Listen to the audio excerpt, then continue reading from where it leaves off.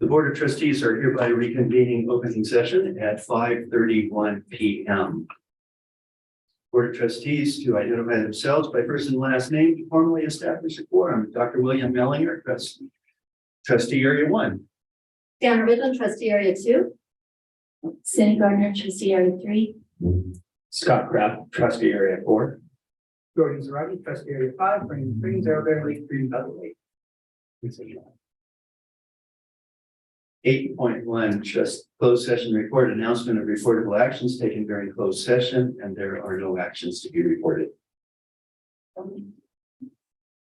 Oh, I skipped it. Yep, I skipped it. We are going to do a pledge of allegiance. It's going to be led by Stephanie Phillips, Coordinator of Career Technical Education.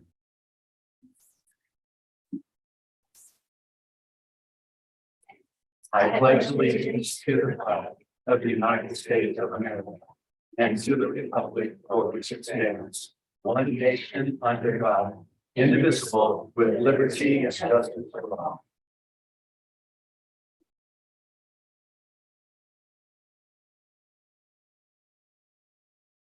That's what happens when I'm reading too fast.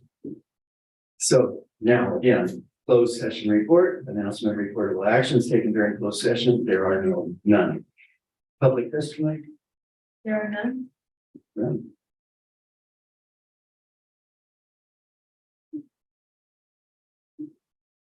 RIM Teachers Association.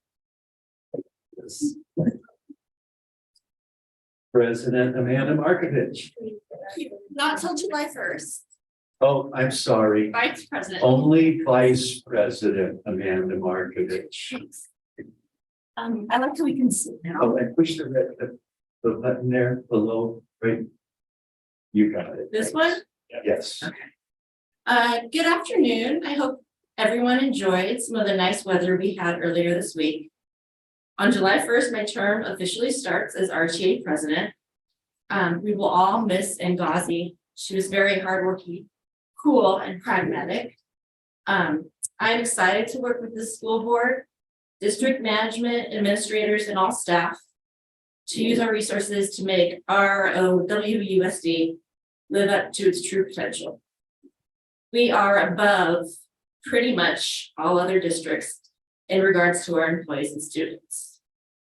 Despite the storm, ROWUSD had a great year last year. I hope the collaboration and problem solving just keeps growing. I am so happy for staff who recently received well-earned reclassifications. Congratulations to Jen Whiteside and her new role as Director of Educational Services. She can't be here tonight, but I'm sure she'll listen to the recording. There recently has been some misconceptions among staff about how the classified reorganization will work and how much it will cost.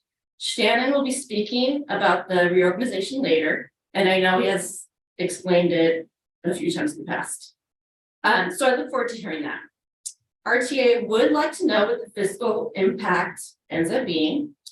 We have a very large reserve, and I'm glad that some of that reserve money will be going to hardworking employees. I know the reclassification study helped form the recommendations for the reorganization.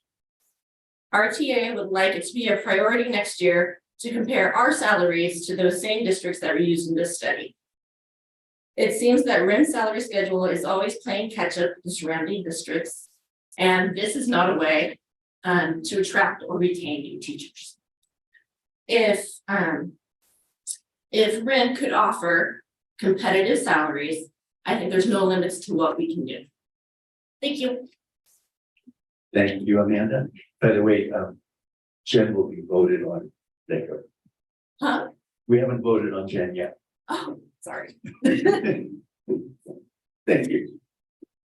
And I don't see a representative from the CSEA. So we'll continue to reports and announcements. And 10.1 governing board members. Wait, there's no public comments. No, okay. No, there were no public comments. So does somebody want to go first today? Then I. I have just a quick comment. I'll go first. You're gonna go first, Scott? Okay. Cindy and I were talking about kids getting involved, and I just want to encourage parents to get their kids involved in anything from band to drama to any sports Soccer. activities, even soccer. Tennis. Tennis, all of the above, just because it just helps the kids so much. We were talking about that and how much they get out of being involved with something that seems to be greater than they are, and it helps them to be focused and attentive and accountable as well. So I just want to encourage parents and staff to encourage kids to get involved in anything and everything. Thank you. So we'll come back here and then go right back down. I think we had some great graduation celebrations and some end of the year celebrations. We have some fine staff and people transitioning. Yeah. And I think that there's two thoughts that I have right now. We're at an important transition phase, I believe, in this district. First off, I think that this is a time when we've got to continue to work at being even more professional, doing the best job that we can be, to providing the tools that we need to, so that all staff can take everything up to another level. We have a lot of challenges, infrastructure issues, financial challenges that go along with that, that really are probably pushing us towards something like a bond, if not a bond. And that's going to require all of us taking the school district to a next level. And so I encourage us all to be ready for the work that is ahead. And I'm looking forward to some of the new staff that are taking on, or even staff that are transitioning to new positions if we approve them later. So, Anna? Good evening, and happy summer. Yesterday was the first day of summer, and doesn't really feel like it, and I appreciate that it doesn't really feel like it. I like how the weather has actually been very pleasant, though my tomatoes that I'm trying to grow don't particularly care for how cool it's been. Wanted to just thank staff. On the one hand, we have staff who is now on summer, and I hope that they get a chance to get away from RIM a little bit and be able to get some R&R and do the proverbial sharpening of the saw and hone their skills, but also do some much needed healing from the rough past couple of years. Also wanted to state my appreciation for those staff members who have stepped up to work over the summer, and other positions where they're pretty much obligated to work over the summer. And that's quite a few people. There's a lot of work that needs to get done during the time that most of our students are away from campus. So we have amazing, dedicated staff that the last couple of weeks of school, it was very gratifying to see just amazing things happening, and the love, the affection that our staff has for our students. I appreciate that affection the community has, our staff has. I think our kids benefit from it. And like Bill just alluded to, we're going to be having some really tough times ahead, trying to get our kids to be optimally prepared for their futures. So getting the R&R is well needed, and being able to make sure everybody is as well honed as possible, because our kids need to have us sharp, working together and providing them appropriate challenges so they can be the best they can be. So wanted to just express my gratitude, but also I think we're all thinking to August and making sure that we're well equipped to provide the best that we all can provide for our students. Happy summer. Cindy? Hi, everyone. And I literally got back at 3:15 from a 2-week trip with my older daughter across the country. She's moving back to California from Tennessee. She's going to do her last 2 years of her dissertation that she's been doing at the University of Tennessee in Knoxville out here. So it's been exciting. What has been interesting going through the many miles of states is seeing different celebrations. You know, I hit the beginning of graduation season and it's been which is my favorite time of year. So again, congratulations to the class of 2023 from RIM High, RIM Virtual Academy, and of course Mountain High.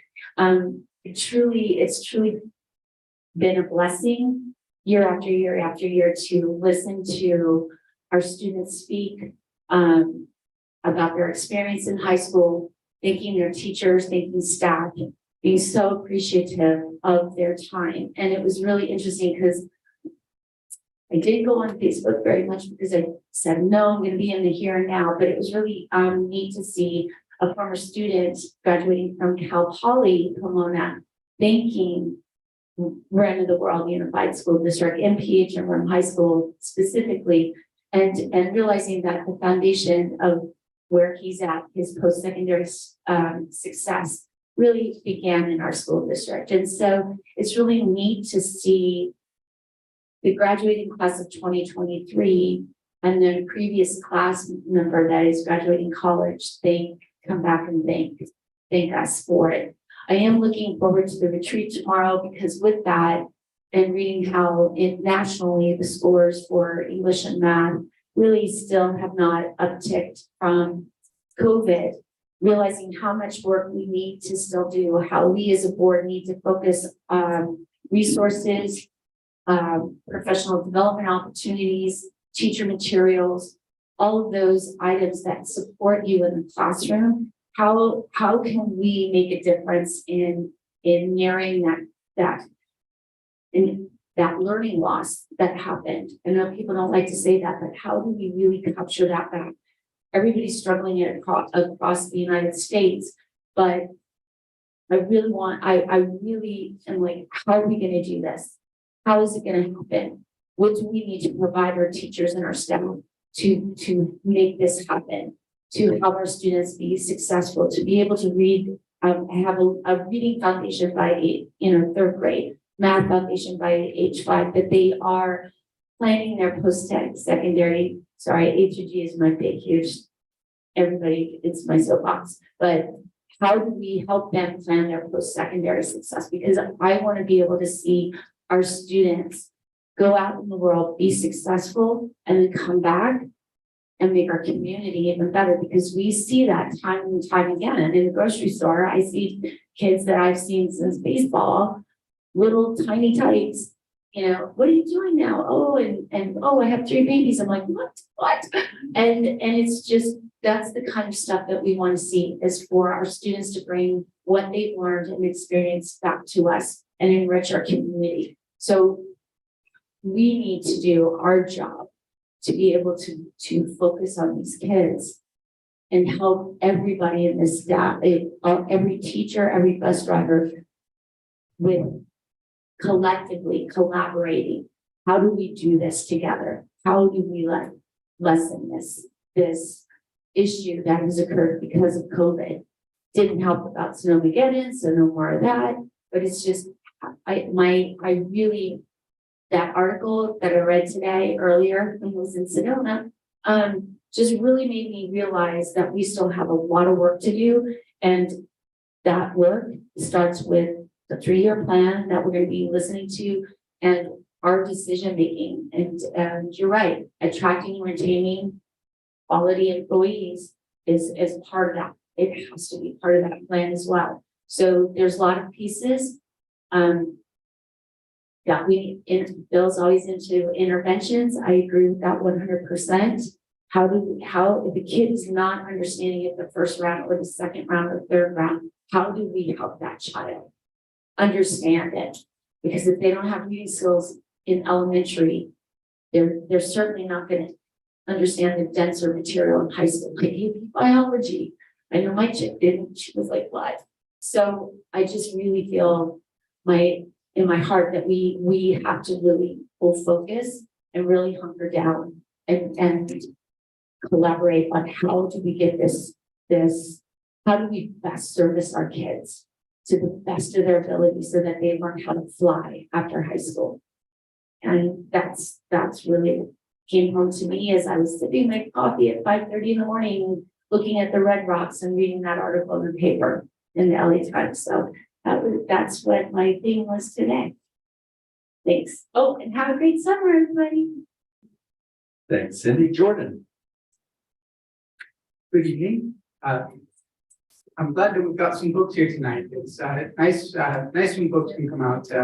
I would just like to as well wish everyone a happy summer and I know that some folks, I've gotten a lot of questions recently about the reclassification, so I'm hoping that Shannon's presentation tonight will help illuminate some of the context and reasoning behind what's being proposed and what's been worked on and what the next steps are going forward. But I would also like to extend an open invitation to anyone who'd like to discuss it further. You can reach out to myself and send me an email, and we can definitely meet. I'm sure a lot of our other board members would be happy to meet as well if you wanted to talk to someone aside from me. You know, but I'm always happy to sit down and talk with y'all. I'm excited to reset and start the new year strong. I'm also eager and interested, since we do have folks here, to know how would it be best for board members to show up in the upcoming school year? What can we do that would be helpful and not a hindrance? I know the last thing that any of us want to do is feel like we're coming into your space and maybe possibly being burdensome or asking too many questions. We just want to be helpful in some type of way in a volunteerism aspect. But if you have any questions or would like to learn more about our advocacy efforts, or if you have ideas for advocacy that you think we can push upwards from the school district level up to our local elected officials or our federal elected officials, we can definitely talk about that and see what we can do. But again, open invitation, send me an email. And I think my biggest question would be is what's the best way that we as the board can show up for you in the upcoming school year? With that, I'll say happy summer. Thanks, Jordan.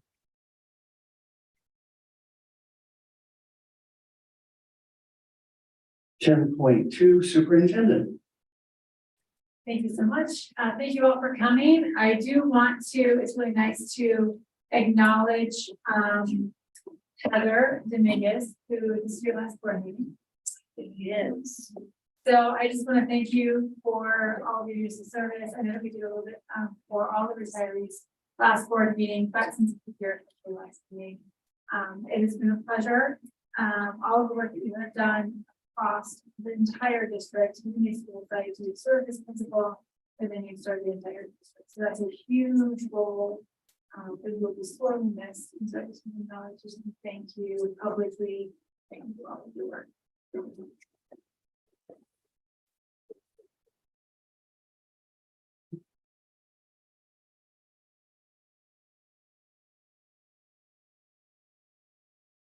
Could you clarify something though, Dr. Ficker?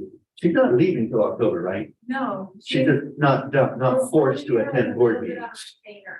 Not a retainer. And so no, you will be helping that transition of educational services, which we're really also grateful for. Anyone coming into the office, as this is a very large office, there's multiple moving parts that go along with that. So your expertise in helping our incumbent, who's not been voted on yet, but our incumbent come into that role will surely be help to us. So thank you for that. To the graduation, Stephanie Phillips and Brian Williamson, Brian Key, they did an amazing job at graduation. So thank you for all of your effort, like running around in the fog, making that all happen. It was truly beautiful. It was truly a beautiful afternoon.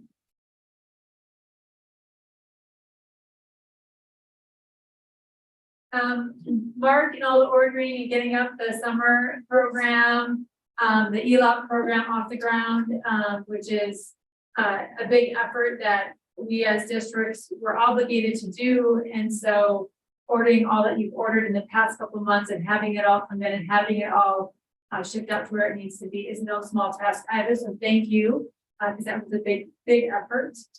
And then we have an upcoming. Amanda, welcome as the new president. So we worked for the past year, and then I'm glad to see you sitting in that chair. Welcome to all of our board meetings. And then working with Shannon and I is going to be a pleasure. So congratulations to you and your new cabinet. And then we have coming up a leadership summit, the July 31st and August 1st, to just kick off our upcoming next school year. So that will be all with the new leadership, so that we hit the start of the school year running. And that everything is planned and prepared. I know personnel is a busy time for you with all of the hiring to make sure that we are full staff at the start of the school year. So I look forward to the leadership summit coming up. And then I wish you all a happy summer. Rest, relax, restore, spend time with friends and family. All that business. Thank you, Dr. Fricker. 11, reports and presentations. 11.1, personnel services presentation on reorganization. Shannon Hansen, Assistant Superintendent.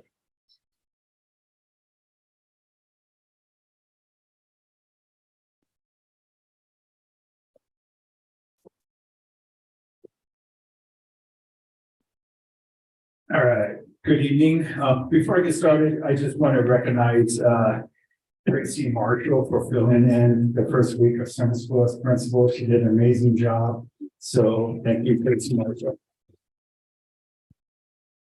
The first day was the first couple of days was a little glitchy, but we got it. We got it. So I think we got it. You're welcome. Great job, Tracy. All right, so I'm here to talk about the reclassification recommendation of the classified management reclassification. I believe this is our fourth presentation on the classified management reclassification that we've been going over throughout this year. The ultimate goal for our board and cabinet is to ensure that we are transparent in our quest of making sure that our employees are working in a proper classification.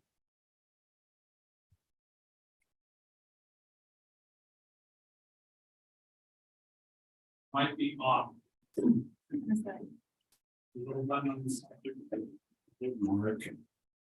mean it says on and off? Okay.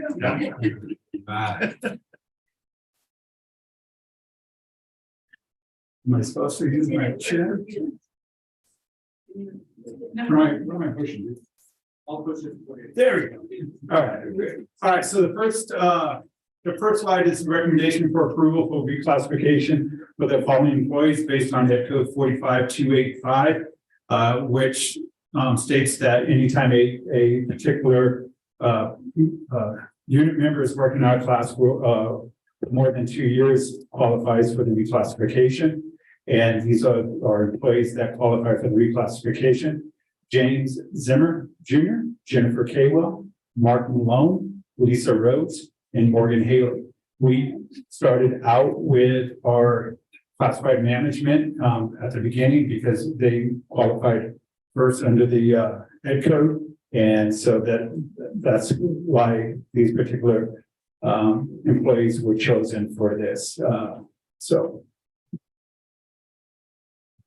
next slide. All right, so here's the salary scale that is up for recommendation for approval on the board. This is the one that has the director, and you can see it's bold in black. That director position was not there on the previous pay scale. The previous pay scale had an executive director that went from the coordinator step 5 to 94,550 to 129,209 step 1. We realized while we were doing this, there was a step missing going from coordinator to executive director without having that director position. So Dr.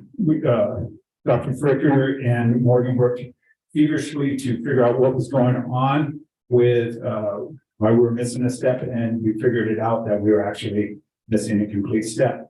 Whenever you do a salary schedule structure, whenever you go up, say from supervisor to coordinator director, it's a 5% up and an average 3% going across on the steps. So that's where we went with as well. The 5% up, as you can see, step 5 is 94,550. And if you go to director step 1, it's 99,278, which is approximately about 5% on that. Next slide, please. So what we decided on, what we based it on, determining what qualifies a director.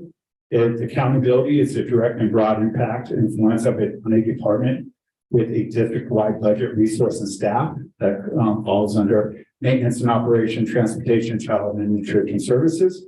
Responsibility is the direct and broad responsibility for district-wide functions and programs and or a department, which I mentioned before under accountability, and the supervision of other directly oversees and evaluates the staff of a department. which falls under the maintenance and operation, transportation, and child and nutrition services.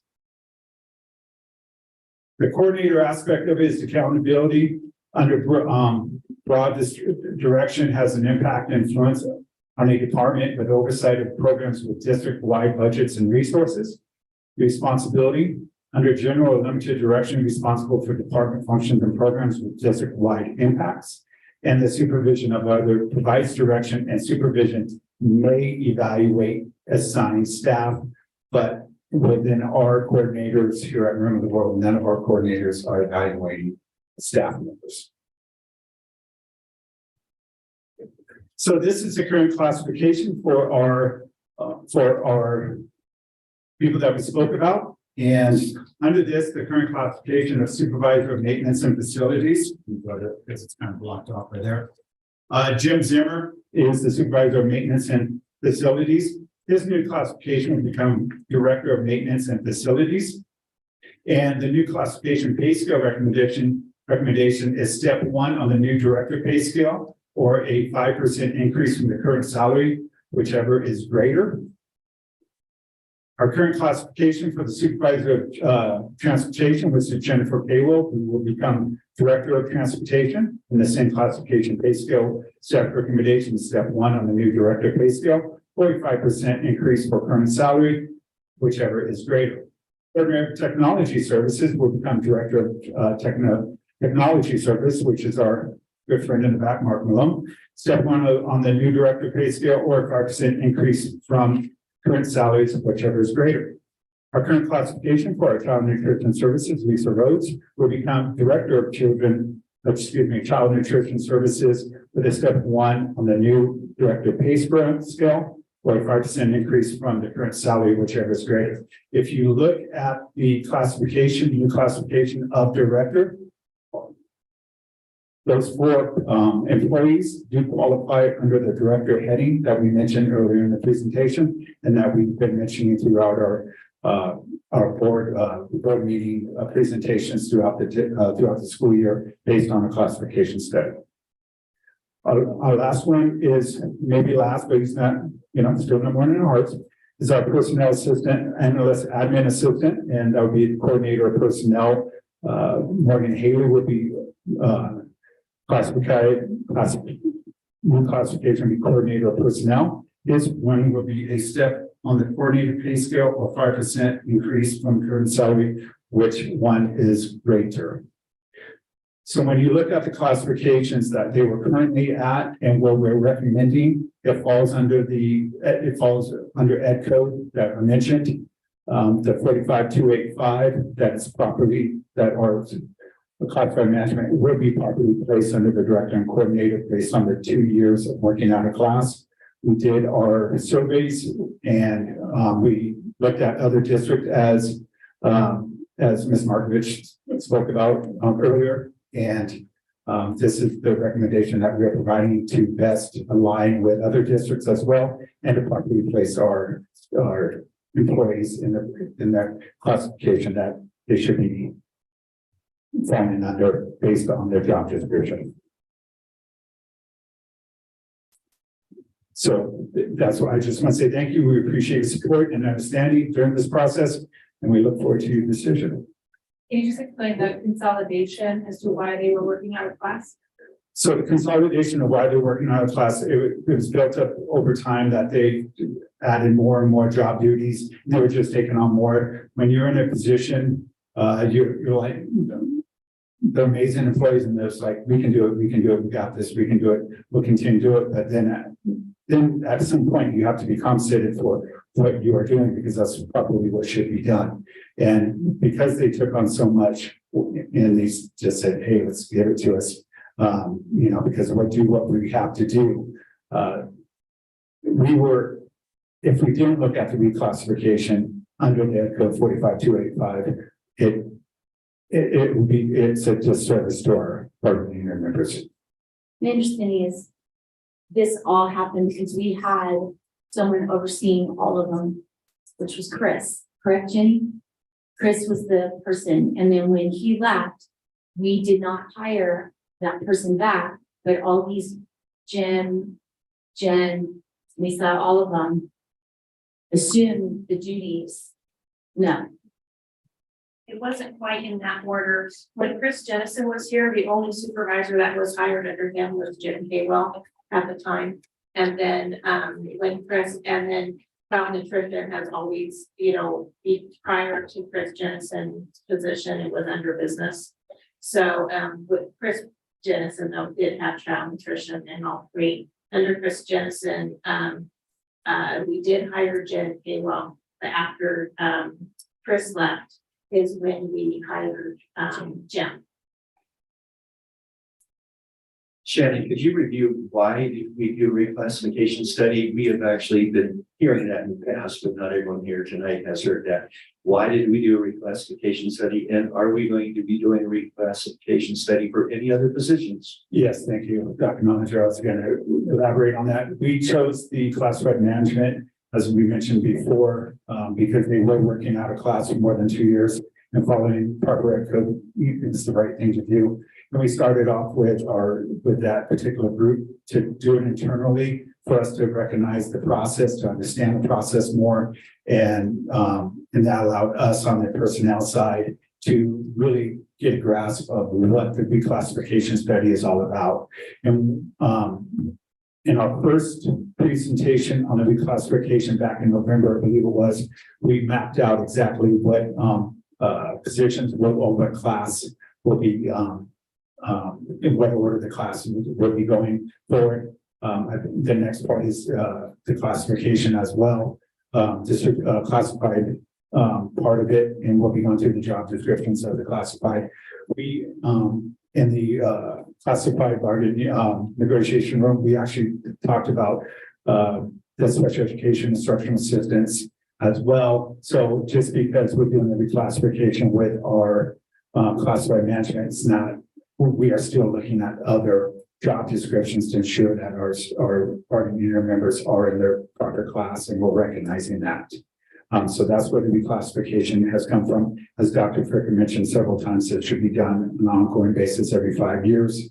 And so this is where with us starting and going the process of every 5 years. And we knocked out in the November board meeting how that's going to be. And if anybody have any questions on that, they're always more than free to email me, call me, whatever. And eventually we will be getting certified as well. Certificated. Yes, we will be getting 2 certificated. They are on it. And we have spoken with RTA in the room on this one as well. They're very much aware of it, and we will continue on that relationship, being transparent and open and having that open language, because the relationship is very important to all of us. Thank you. Juliana was first. I saw your mic going. Yeah. Oh, okay. So when we came up with the salary schedule, I know that we presented it at the last one Yes. here. So my question is this, when we did the comparison with those 7 comparative districts, I guess we always are supposed to, as a board, talk total comp. So this is just straight salary. So correct? This is just straight salary. So then my question is that when we compared, like, I'm gonna talk about our salary schedule for teachers. And it's always, as we look at that comparison, ours is off. In terms of if you were to do a percentage, let's say that we are 5% difference between, one of these 7 districts, right? Yeah. And when we go into benefits and do total comp, that gap might actually go away, or we may actually be in the middle.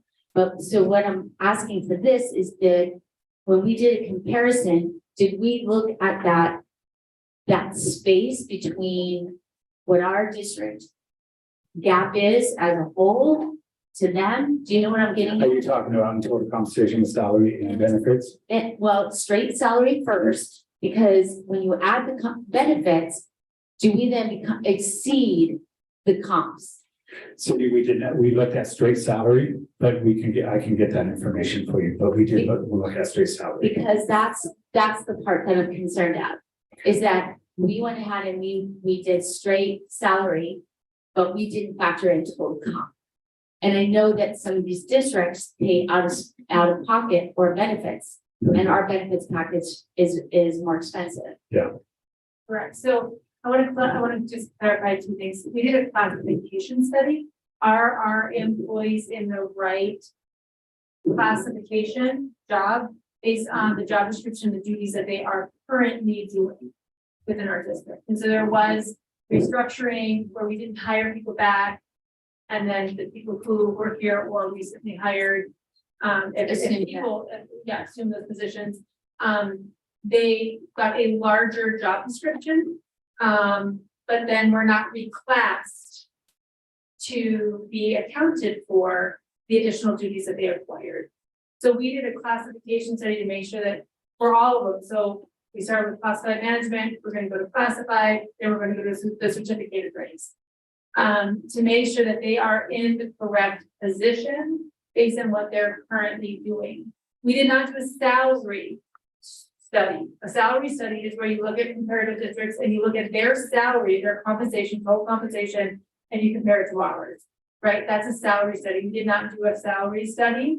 And what we found when we did the classification study, as Mr. Hansen mentioned, is that for classified management, we don't have a true real director level. We have this executive director who oversees multiple departments, but we don't have a director that oversees one department, like maintenance operations, transportation, technology. And so in our classifications, we have a large omission, which is what we have proposed for the board to put in a true director position, because we don't have one. And then look at our staff to see where would they fit. And to come up with the salary structure that was presented, we took our own salary structure, which is already granted, we understand, repressed from other districts, we took our own salary structure and layered in the salary between executive director and coordinator between those two at the 5% increase, 3% across, as Shannon had mentioned. So that there was no advantage to that layering in of this director position over any other position within the district. So for example, if we think or believe that we are 3% below, 5% below other districts comparative salaries, this director position is going to be the same percentage below.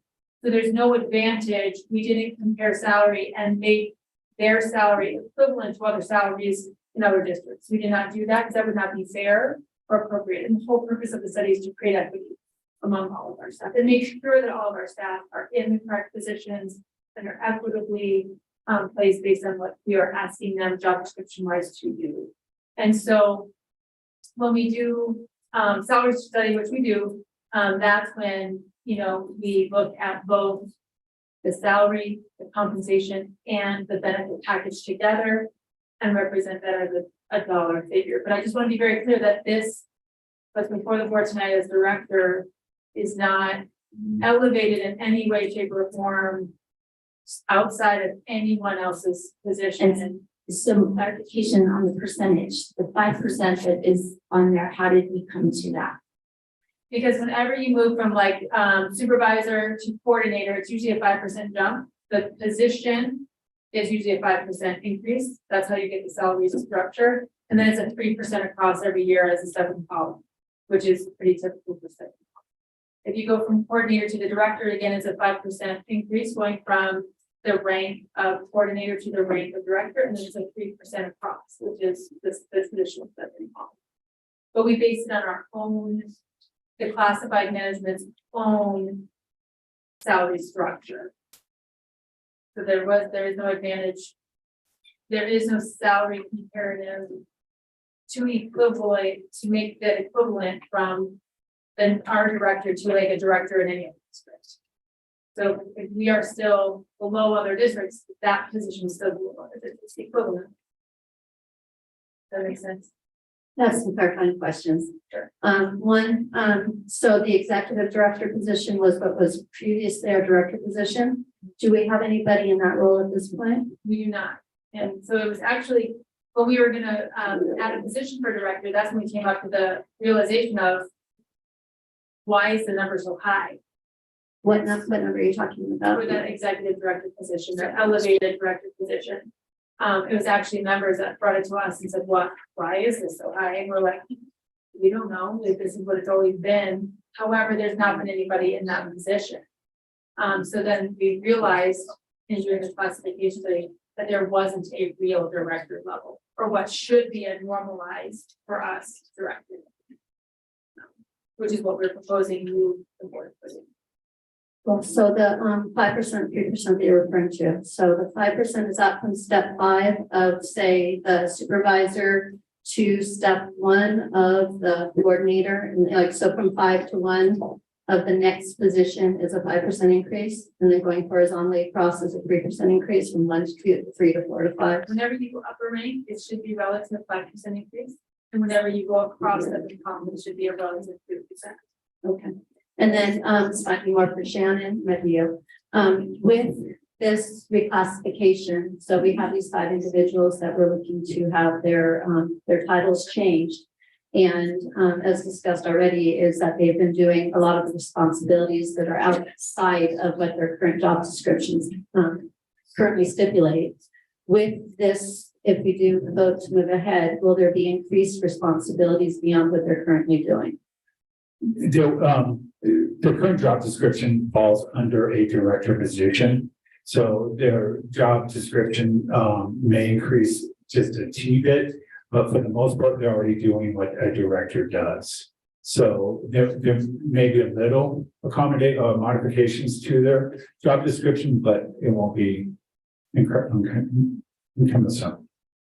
And okay, and then also, because I know that it was stated earlier that there were some inconsistencies going from, say, one supervisor to another within the district. Can you explain some of those inconsistencies and the problems that we're trying to correct?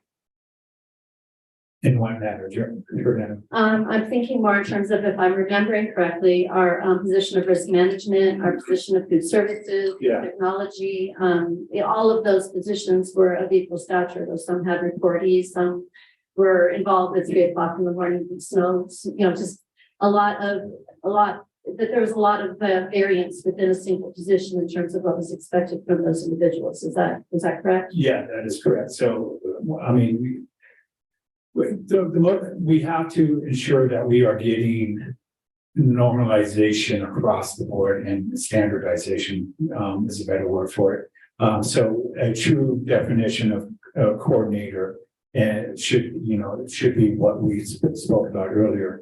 A supervisor, which is below a coordinator, is in our current child nutrition services, maintenance, and transportation are currently supervisors, which is improperly, I don't want to say labeled, but they're improperly not placed correctly on the job description schedule, I should say, or job description.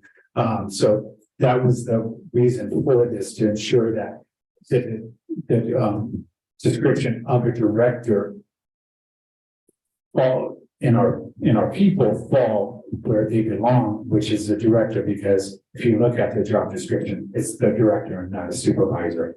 Where supervisors actually have no supervisory duties over people, but the director actually, that job description includes actually overseeing people. So being able to make sure that we're providing the supports and the structure that's appropriate with what they're doing. Yeah, because I mean, go I ahead. hate to call people, so I'm gonna call positions, and I'm just gonna give you an example.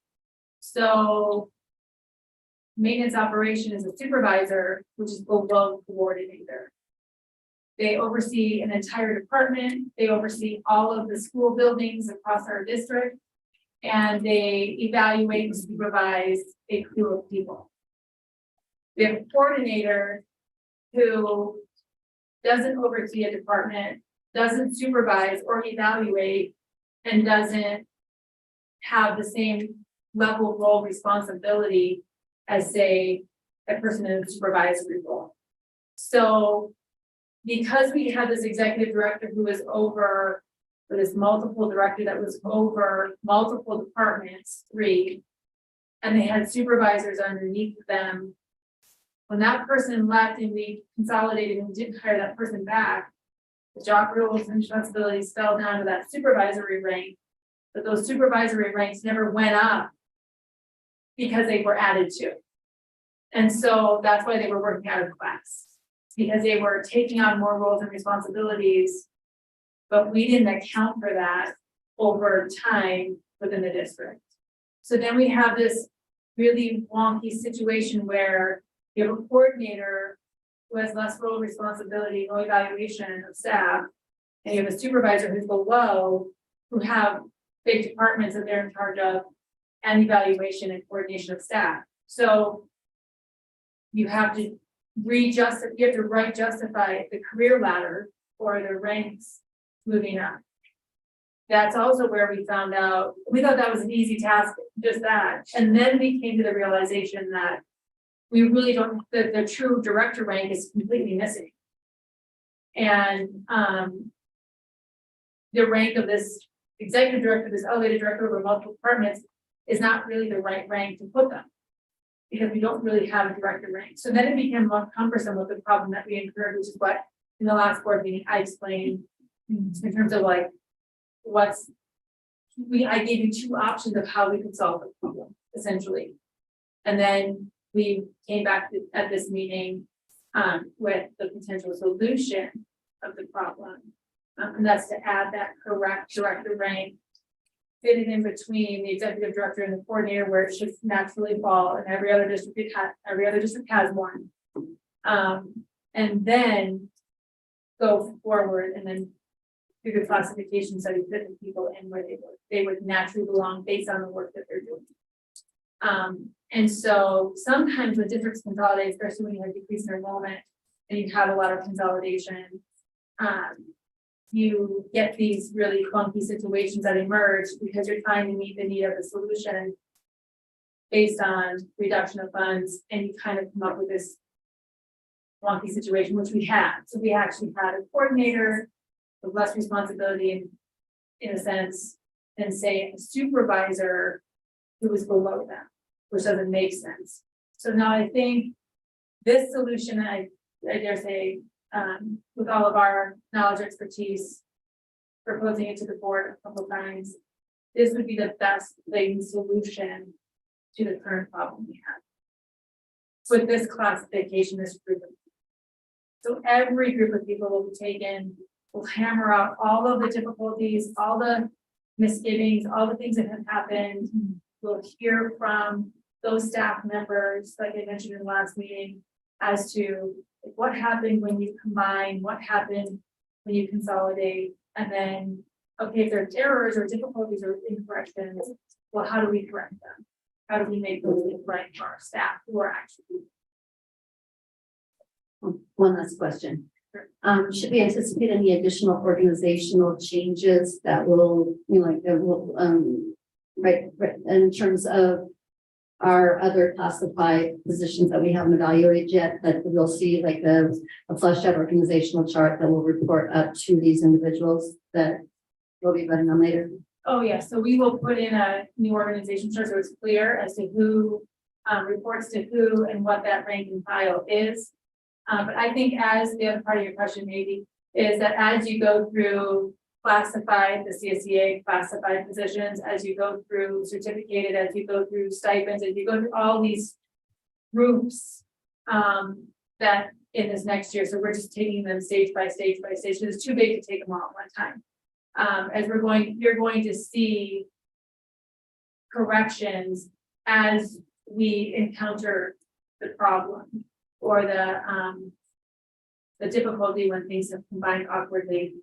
You're going to see these nuances of, okay, how do we problem solve that? How do we propose the correction to that in those groups of classifications as we take them through? Yeah. So I dare say you'll see more adjustments as we try to establish that foundation to make it as correct as possible for the people who are working in those ranks. You know, just like on the certificated side, you have some stipends that are heavily laden on the secondary. You have elementary who are doing work outside. Maybe they don't have a stipend. You know, there's little anomalies, I'm just gonna say, that happen in districts because over time and history and changes, they just happen. And wherever there's an inconsistency or overlooked problem, we need to correct that as we encounter them and do it in a holistic way so everyone has the same access to an adjustment. It's not just the people who say, hi, I have an adjustment, I want my adjustment corrected. Well, maybe someone doesn't raise their hand and say, I need an adjustment, right? So we're doing absolutely everybody, every ranking body will have the same. I did find a list of how we're gonna be doing it. I wasn't scrolling through social media while I was up here. Classified management, classified confidential, which we have concluded. Classified contract, certificated management, certificated contract simultaneously. Certificated non-contract, which is our ROP teachers, and then the certificated stipends that Dr. Cricket just touched upon. That's the list of classification order. Jordan? Yeah, I had a question. I'm not sure if I was reading this right. On the proposed salary structure, it looks like starting at the supervisor level, it does go up 3% all the way across, but when you jump up to coordinator, you've actually got a pay decrease, not a 5%, and then it goes 3%, and then you've got 5% up to the director. I was wondering if that was just a typo in the slide. It's not, that's our current salary scale, and so we're not proposing the adjustment of a person's current salary scale because the person's currently in that salary scale. What we're proposing is the addition of that director level, so you would be creating a brand new one, where we don't currently have one. So that's the first thing that we have to correct, which is what we're asking the board to correct tonight. And so, you know, in talking with attorneys and talking with, and looking at calculating other salary scales, it is that 5% jump up to the next rank and 3% across. And in some cases, especially when you get to like the certificated management, that's really misaligned. I don't have a solution for that. I don't even want to know what the solution is going to be for that. But you'll find some of those difficulties or those anomalies in the RIM schedules. I don't know why the history is of how they got there. But in layering in the correct director, that's how we calculated the correction to layer in the director salary scale. I understand. Thank you. And I think your explanation, Cindy, was very helpful for the board. This was a reclassification. Titles were not doing a salary study. So that makes sense. That helps me understand. Most of my other questions were answered. I think the only other one I had was, Shannon, I know you are here. This is your first year here, but to your knowledge, you know the last time that RIM underwent a reclassification study for any employee group? So CSEA has a right to put in reclass at the beginning of every year. They have that option and for that.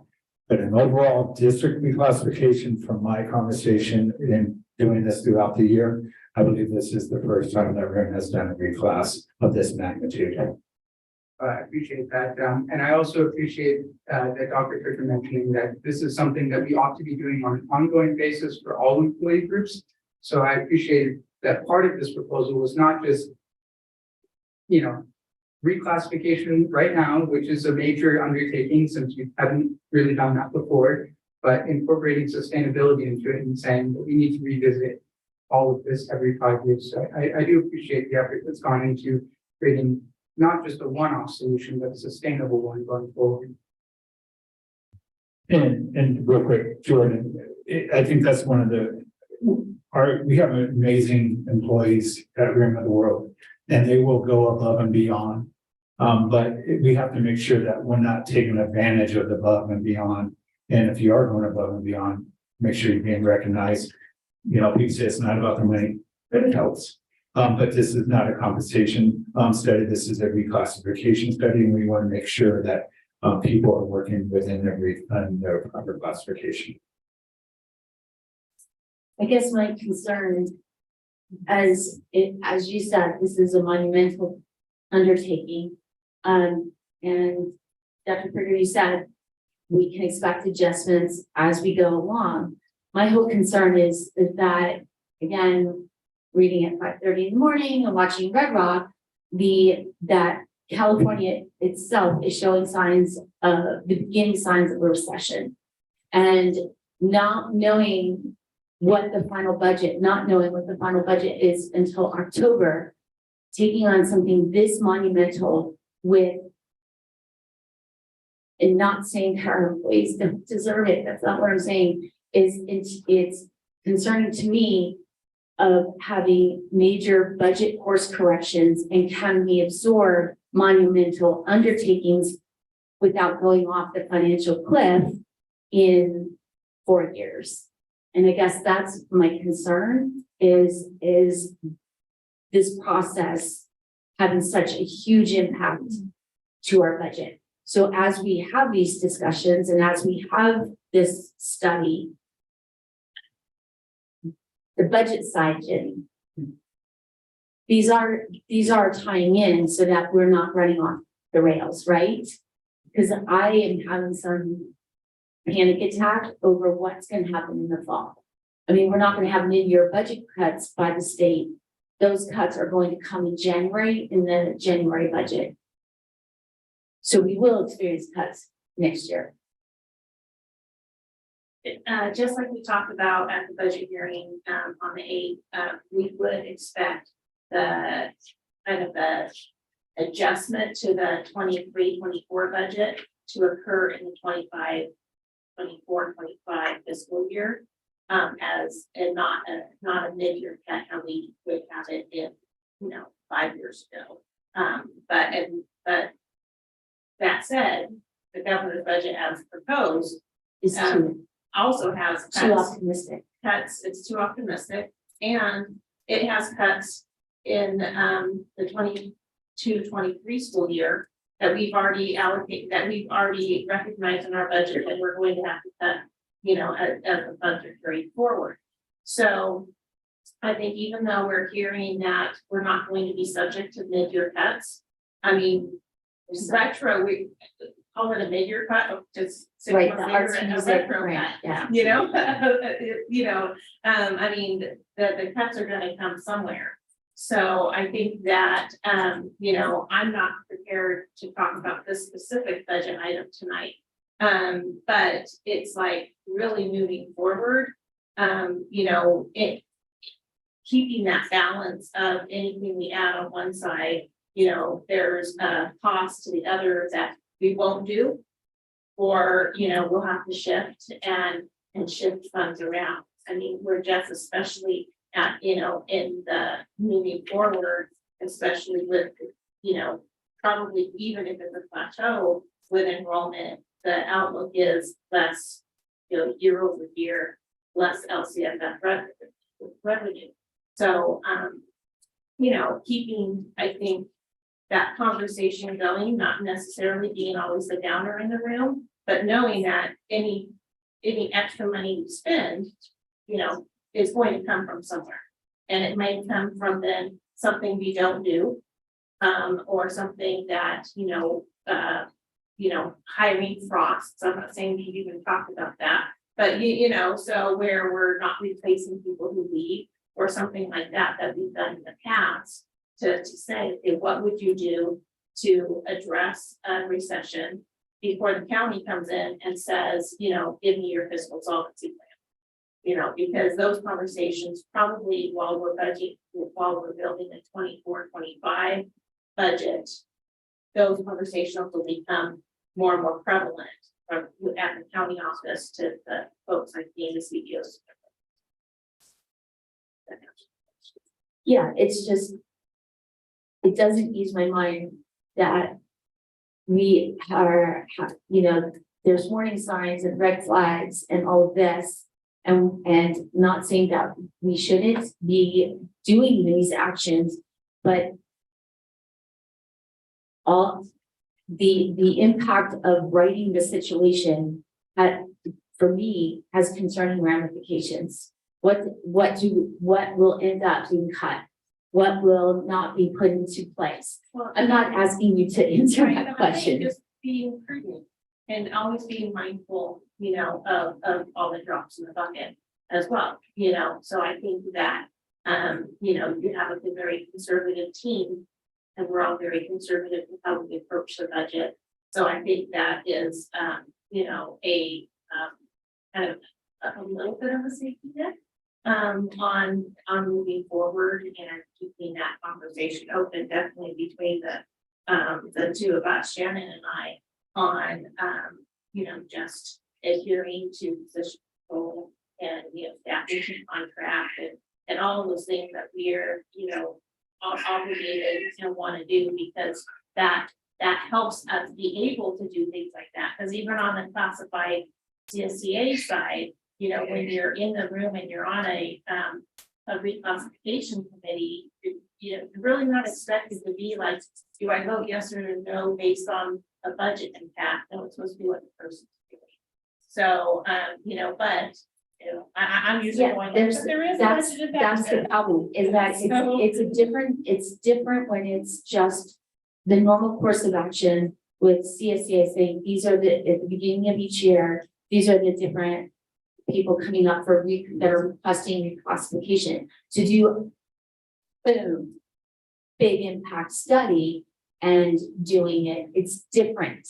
It's a different feel and a different, and I'm assuming that we are taking into account the changes in this budget that we're approving tonight. Has that been, or is this moving forward? Moving forward. Mr. Hanson, I believe that you actually had numbers in the report last month that gave us an idea of what that amount was going to be. And I could say something before that. I appreciate the fact that Jay said that we're very fiscally conservative. We would never want to put the district in harm's way in any way, shape, or form. Obviously, we're responsible and we really look out for our staff first. We could have typically districts do a study outside of the district office. Maybe you hire a firm and they do the study for you. It could go from 30,000 to 50,000, depending on the size of your district. Our district would probably be around 35,000 to do a study. And we have the personnel department has done a study within the wall of their own within their own offices to save the district money. So you didn't have to spend additional money to have an outside external company do a study for you to come, you know, and bring solutions and findings to us. So in any way, shape, or form where we can be fiscally conservative and do things in-house, we always try to do that first, as long as we can do it well. You know, that would be the only stipulation. We don't want to give you a shoddy project, you know, at the end of it. But we do take all of those things into consideration too. Even if that stretches our team a little bit, or it takes us a little bit longer to do, most districts would do it for 35,000 all in one shot. And in 6 months, you have a report, you have findings, you have, you know, your next actionable items to the Board of Education. So this will take us longer, but it won't cost us the 35,000 extra to have somebody else, you know, do that with us. So just to give you due diligence of how we have thought through that. And we have the categories, and in the order, do we have a timeline of When we're gonna get this done, we'd like to get it done. We'd like to get this done. We're gonna be starting,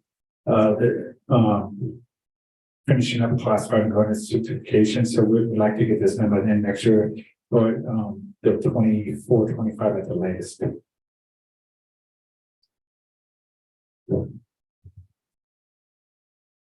Did you happen to come up with those numbers you gave us last time? No, so I was looking at the previous ones, and you're talking about what would be the financial impact of moving our directors, supervisors up to directors. I want to say it was, I do not know off the top of my head, but for some reason, I don't want to give a false. Don't give. I want to give a false thing. So, well, we can check that. We can check back on that one. Right. Anything else? Thank you, Mr. Hanson. Thank you, board.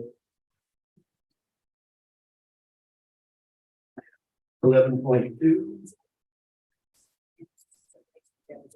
11.2. Educational Services, presentation of the 2023-2024 local control and accountability plan and local measures.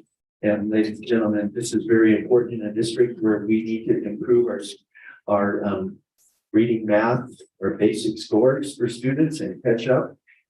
What happens with the LCAP is critical to that. So Heather Dominguez. All right, good evening. The LCAP. Whew. It's a long process all throughout the year. It all comes to its culmination at this meeting. So I'm very appreciative to have a couple of my faithful few LCAP participants in the audience who came to all of our meetings and gave feedback and input on the process. So tonight I'm going to talk a little bit about the LCAP local indicators. And you do have some resources in your board folder with the presentation as well as some other backup documents. There's a folder in your folder, folder that is called LCAP resources, and you'll be able to find all of those documents there. These are the LCAP priority areas that are required by statute. So there are 10 priority areas, 8 of which we are responsible to include in our LCAP. Some of those LCAP priorities are measured with the state indicators, which are found on the dashboard. Most of them are on the dashboard. And then some of them are measured by internal local indicators. And so that's what I'm going to be speaking about this evening. So in the middle column there, you can see the ones that are measured by the state indicators on the dashboard, and on the right are the ones that are measured internally. Measuring and reporting progress on the LCAP is a requirement under statute. So annually, we must measure the progress and meeting the requirements of the specific LCF priorities. And there are some self-reflection tools that are provided by the CBE that we utilize in the process of evaluating the local measures. We are required to report the results as a part of a non-consent item at the same public meeting of the local governing board body in which the LCAP is adopted, which is this evening. Then we will be uploading the results that are reported to the public through the California School Dashboard, and we'll report on the rubrics that I'm going to be speaking about. That process doesn't happen until usually August or September. So we report on the local measures this evening, but they don't get uploaded into the dashboard system until August, September, sometimes October, depending on what's happening with CalPads and all sorts of other reporting systems, because the dashboard typically comes out around December, sometimes as late as January. This is what the local measures look like on the dashboard. And so this is actually from our dashboard. So you can see that we have met all of our local indicators. We have met the reporting requirements every LCAP year.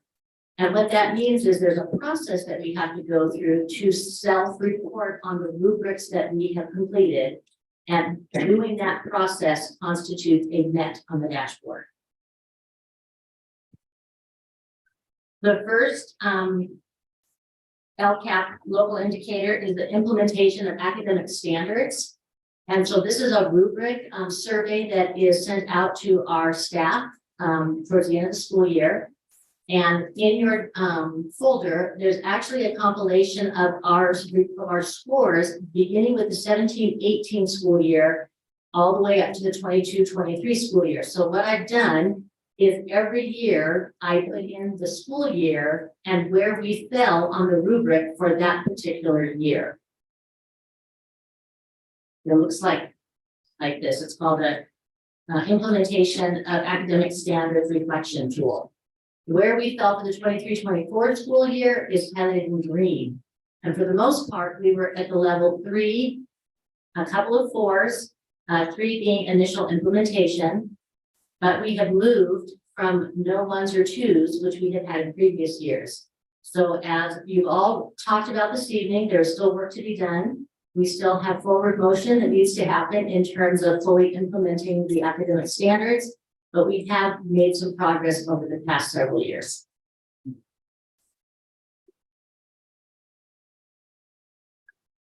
The next local measure is the parent and family engagement. This is also a survey that's provided by the CBE. And there are, this is what it looks like, and there's a copy of the full report in your board folder. So this shows where we fell related to parent and family engagement in implementing, and let's see, there are items. I think there's like 8 items. 11. So there are 11 items that are measured. And so the results of how we performed on the survey will be reported on the dashboard.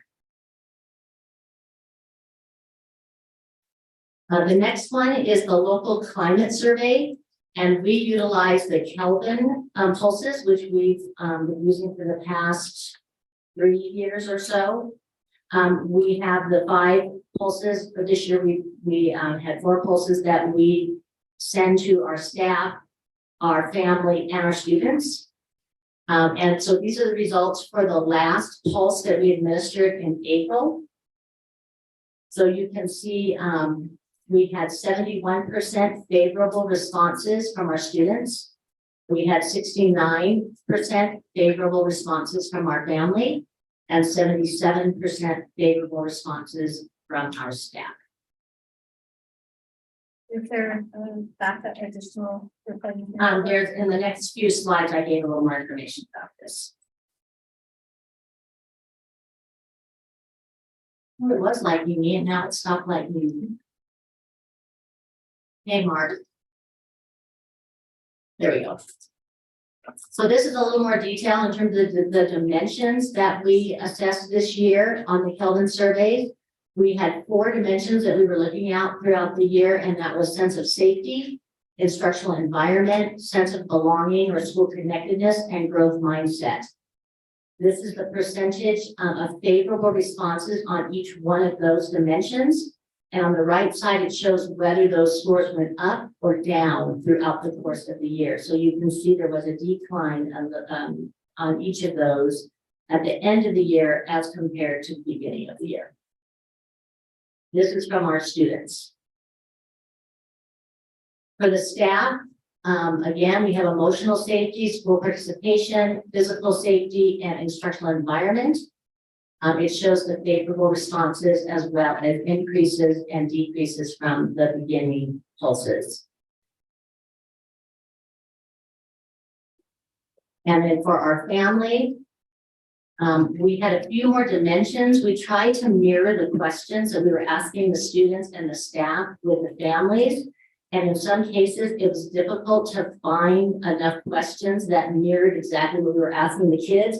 So we ended up having a few more dimensions and a fewer questions than what we asked the others, but we were trying to keep them as, but we did have increases from our family members in terms of where their perceptions were from the beginning of the year to the end of the year.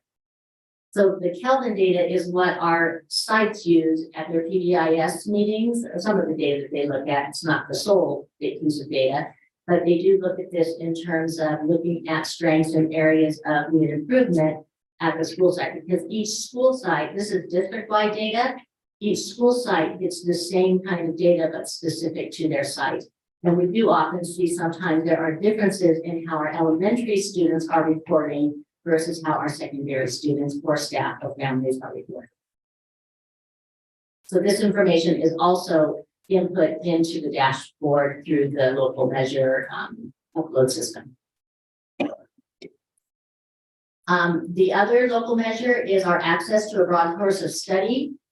And again, I just put a little reminder that each year all of our local indicators are uploaded into the system between August and October. I believe your copy says November and December. That was an error on my part that I realized prior to coming to the meeting. So I corrected it for the presentation, but yours has different dates.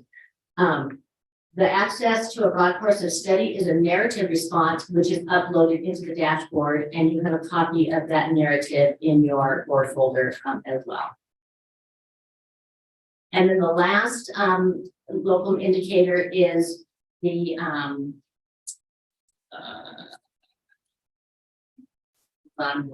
facilitate, it's all of the Williams data. So the access to textbooks, facilities, all of those kinds of things, and that in the dashboard is simply responding to any relevant reports that we've had or what our teacher credentialing process is. So that is also uploaded to the system. So those are the local indicators that we are required by statute to report on. This is the data that we use to upload that information into the system. And I'd like to thank you for your time and your attention this evening. Any questions? Right on. I just want to make a comment. Heather always contacts me because I'm on Mount Council PTA for the PTA data, including how many members, PTA members, but also volunteer hours because they have to be reported to PTA. And this year there was over 75,000 hours of volunteer across all of our PTAs. So I just wanted to give a shout out that our volunteerism is increasing and alive and well after COVID. It continues to increase. And so I want to thank all that. I want to recognize all that volunteer work. Here, and that's just PTA, because then there's other volunteers too. Yeah, there's booster work and all of that other stuff, but just PTA was over 75,000. Thanks, Cindy. Thank you, Heather. Thank you.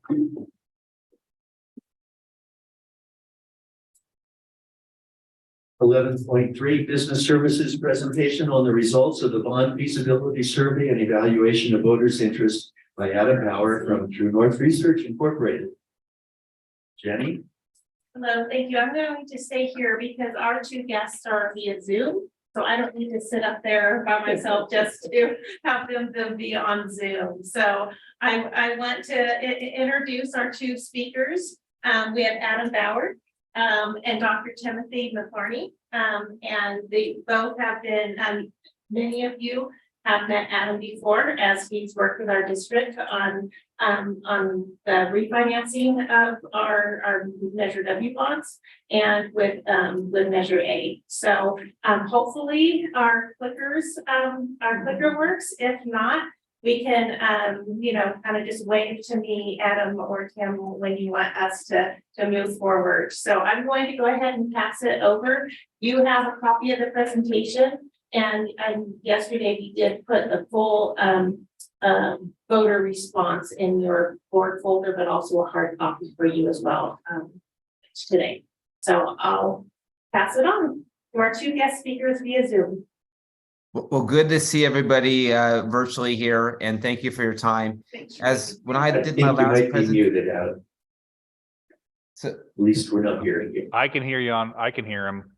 Can you hear me? Yes. Yeah, now we can. Yes. how about, can you hear me now? Say that again, Adam. Can you hear me? Yes, sir. Good one. I'm glad it's not on my end. That's always embarrassing when you're the consultant. It happens on your end. So thank you for the time this evening. When I last spoke with you, I showed you, some really positive data about your community and the assessed value and kind of how your bond program has progressed over time. I showed you some numbers and tax rates and things like that. But we also talked about, how do you know what you can get access to and target? And we talked about an independent survey consultant. And that's what we have here is Dr. Tim McClarney from True North Research undertook that analysis with district staff input. And now he has the results to present to you. So I'll turn it over to Dr. McClarney. Great. Thank you, Adam. And good evening, Mr. President, members of the board. Tim McClarney, True North Research. We are a firm that over the last 20 years has specialized in working with school districts and other types of public agencies around the state in using surveys to help them develop a statistically reliable understanding of the communities and the customers that they serve. To date, my business partner and I have worked on over 1,200 research studies for public agencies, and about half of the work that we're doing these days is what we call revenue measure feasibility studies, like what we're going to be talking about here tonight, where the goal is to understand if it's feasible to move forward with some type of revenue measure, and if it is feasible, how might we go about structuring that measure in a way that it's consistent with the type of measure that your community is interested in supporting.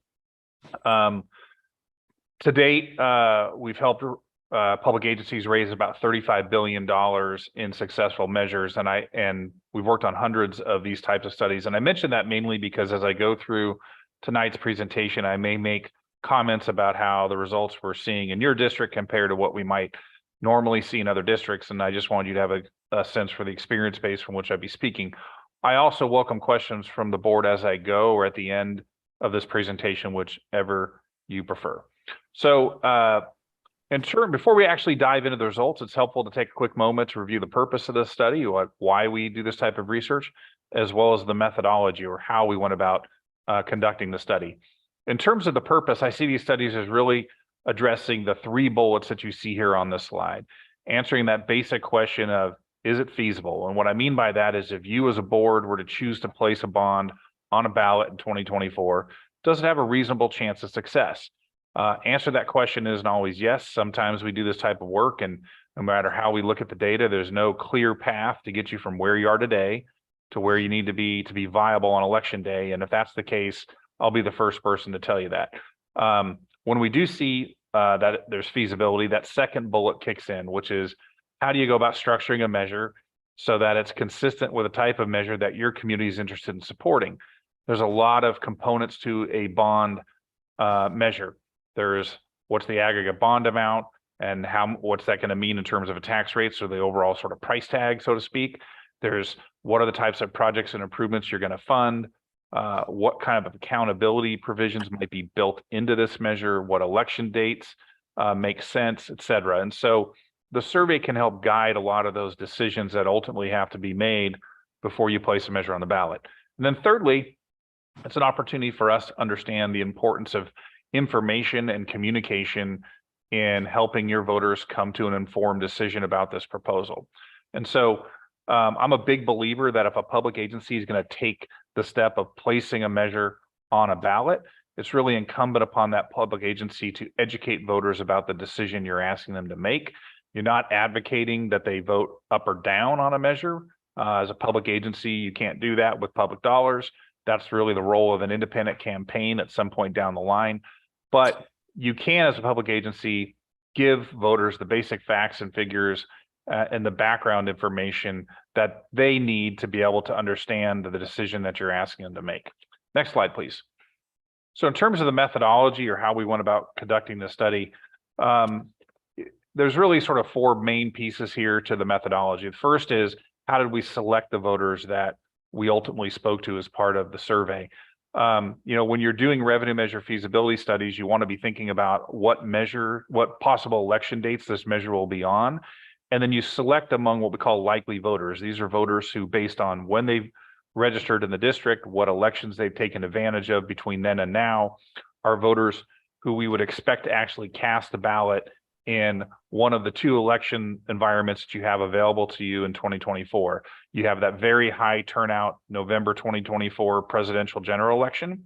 You have about 16,255 voters in the district who are expected to cast ballots in that environment. Earlier in the year, in March, you have the primary. The turnout for primary is going to be smaller, right? It's not going to be 16,000 voters. It's going to be something lower than that. And so what we do when we structure our sample is we look at these 2 universes sort of like layers in an onion. You have the entire onion, and that's your November voters. Nested within there is a smaller layer of March. And then we use a process called stratified and clustered random sampling to ensure that at the end of this process, we have a sample that matches the likely voter universe in your district on all the dimensions that we know are related to how people tend to vote on these types of measures. So we take consideration things like age and gender. Obviously, partisanship is a big one.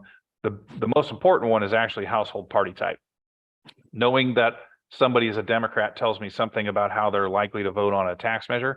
Knowing that that Democrat lives with another Democrat, that actually tells me a lot more. What you tend to find is it's the partisanship of the household that actually shapes behavior more so in some ways than the partisanship of the individual. And so we take an account of all that and make sure our sample matches your likely voter universe on that, all those dimensions. Once we've chosen our sample, we reach out using email, text, and telephone, so 3 different methods. Each one of those email and text invitations is PIN protected, meaning that when we send it to an individual, they have a unique hyperlink built into that email. When they click it, we know who is on the other end of that link. Once they've taken the survey, that link is now closed. They can't forward it on to their 10 best friends and tell them how to answer the questions. So it's all protected, and we ensure that only those people who we invited to take the survey are able to take it, and they can take it one time. We also do reach out by telephone as well, and we do complete interviews by phone, either mobile or landlines. So overall, we wound up with a sample of 434 completed interviews. Now, because it was a random sample of 434 and not a census of all of your roughly 16,000 likely November voters, it has what's known as a margin of error due to sampling. In this case, that margin of error is plus or minus 4.6%. What that means is we can be 95% confident that the results I'm going to share with you tonight are within 4.6% of what we would have found had we spoken with all of your likely November voters. Okay, next slide, please. So we're going to dive into the results here. First slide shows the results, what we call our importance of issues question. So for each of the issues you see there on the slide, we simply ask voters to tell us how important these issues are to them. It's a really good warm-up question, just gets voters into the groove of taking the survey, but it also allows us to understand how the issue of education in particular stacks up against some of these other issues that also compete for tax dollars. And in particular, how does the issue of improving the quality of education in local schools stack up against the issue of preventing local tax increases? So these were asked in a random order, but have sorted from high to low here based on that combined percentage of folks who said it was either extremely or very important. See, at the very top of the list, maintaining local streets and roads came in at number 1 at 92%. I understand you had a very difficult winter up there and that your roads took a beating. And so I think that that's why that issue is at the very top of the list. We almost never see maintaining local streets and roads at the top of the list, but it achieved that in your community. But you can see right below that, and actually with a higher percentage saying extremely important, is improving the quality of education in local public schools at 88%. As you look down this list, you get to the very bottom, preventing local tax increases came in at 60%. So the gap between improving the quality of education in public schools and preventing local tax increases is a 28-point gap. That's actually a little higher than what we normally see. We normally see it being somewhere around 22, 24%. And so that's a good thing, right? Kind of a rough rule of thumb, but it makes sense that the more importance they place on education relative to preventing local tax increases, the better positioned you are to move forward with some type of measure. Now, the other thing I'll point out is second up from the bottom, you see this narrower issue about repairing and upgrading aging school facilities. That checked in at 70%, extremely or very important, which is obviously much lower than improving the quality of education in local public schools. I pointed out not because it's anomalous, but it's actually a pattern we always see. It's important to keep in mind, though, because as you move forward with a bond measure, although bonds are about capital improvements, they're about fixing your classrooms, your buildings, your roofs, et cetera.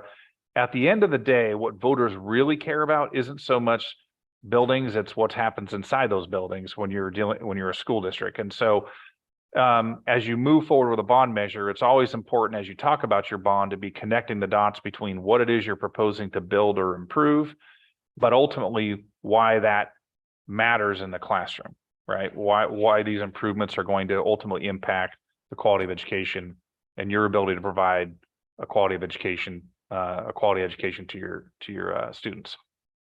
Okay, next slide, please.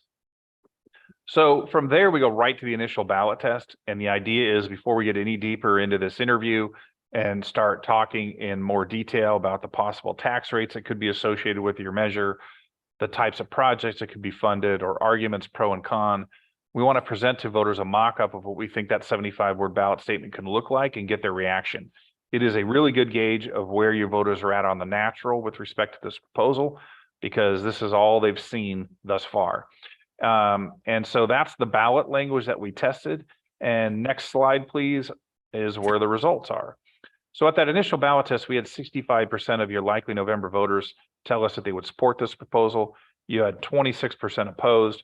You had about 10% who were unsure. So in the state of California, for a Prop 39 bond to be successful, you need 55% support. So at this initial ballot test, we're sitting about 10 points above that mark, which is a good place to start. I also point out that this is among the November voters, if you narrow down to your March electorate, your support level drops a little bit. It's at 61%. That's also very common. Typically, as you shrink a voter turnout, you tend to get an electorate that's a little older, a little more likely to be a homeowner, a little more conservative, a little more tax adverse. And so we always expect that number to come down a little bit at least. But yours really doesn't fade that much. I've worked in some districts for whatever reason in Riverside County. This is very common.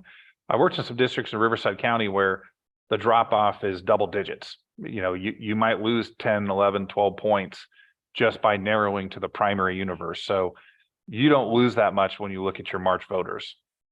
Next slide, please. Okay, so at this point, we get to the tax threshold section, and the idea here is we're going to make it really clear that bonds mean taxes, just in case they didn't see that in that initial 75-word ballot statement.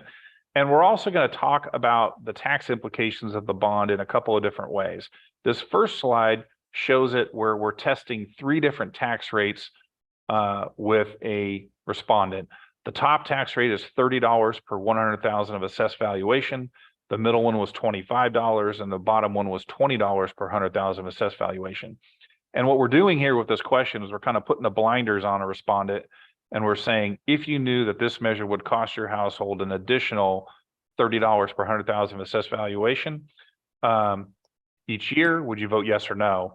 And you can see here that when you put the blinders on a respondent and you focus them on the price tag, it tends to be a bit of a wet blanket on support for your proposal. At that $30 rate, we checked in at 51%. At $25 is 54%. Then at $20, it's 59%. Now, the other thing we know about this question, though, is it can be a bit confusing for some voters, right? In order to know what we're talking about, you need to know what assessed valuation is. You need to have some sense of what the AV is for your property. And you've got to be able to do math in your head on the fly in the space of an interview fairly quickly. And those are things that voters may not be able to get over all 3 of those hurdles. And so they know you're talking about the price tag. They don't quite know what it rolls up to. And when that happens, they tend to hedge. They tend to say, no, we're not sure. So we also come back at it a different way on the next slide. We say, all right, and this is on the left column. If you knew that this, let me put it another way. If you knew that this measure would cost the typical homeowner about $73 per year, would you vote yes or no? The $73 per year is the $30 per 100,000 assessed valuation tax rate multiplied times the median AV for a residential property in your district. That's how you get to $73. So those 2 numbers are actually comparable in terms of tax implication. But what you see here on this slide is that when you convey it that way, you take the mystery out of it and tell them that the typical homeowners is going to be about $73 a year. What you see is you get a significantly stronger result. When we tested the $30 tax rate, we had 51% support.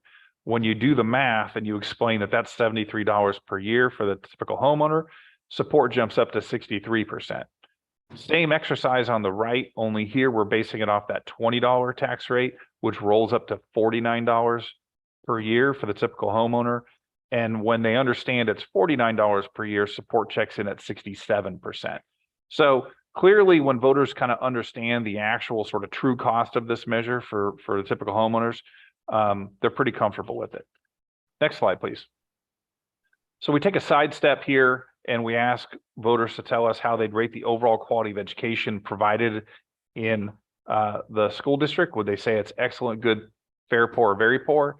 We ask this for a couple of reasons. Number one, we tend to find that the better job voters think you're doing in educating students, the more likely they are to support a revenue measure, right? So that's one reason we want to ask it. The other reason we want to ask it is we want to find out what percentage of your voters don't know enough about the district to be able to answer the question, right? And that's that not sure slice there. Among those with an opinion, you get sort of a mixed bag here. You have 25% who say excellent or good, 31% who say fair. You've got about 20% who say poor or very poor. And then we have this almost 1 out of 4 voters say not sure. You know, these tend to be your voters who they don't have kids in your school district currently. They didn't have kids go through your district in the past. They probably moved to the area as empty nesters. and ultimately they don't know enough about you to answer this question. That becomes sort of a communication challenge and opportunity when you think about moving forward with a bond measure. We want to be able to fill in that gray area with some good news stories about the district and what you've done as a district and some of your successes and educating students, so that those voters have some idea about you as an agency before they're asked to vote on a bond measure.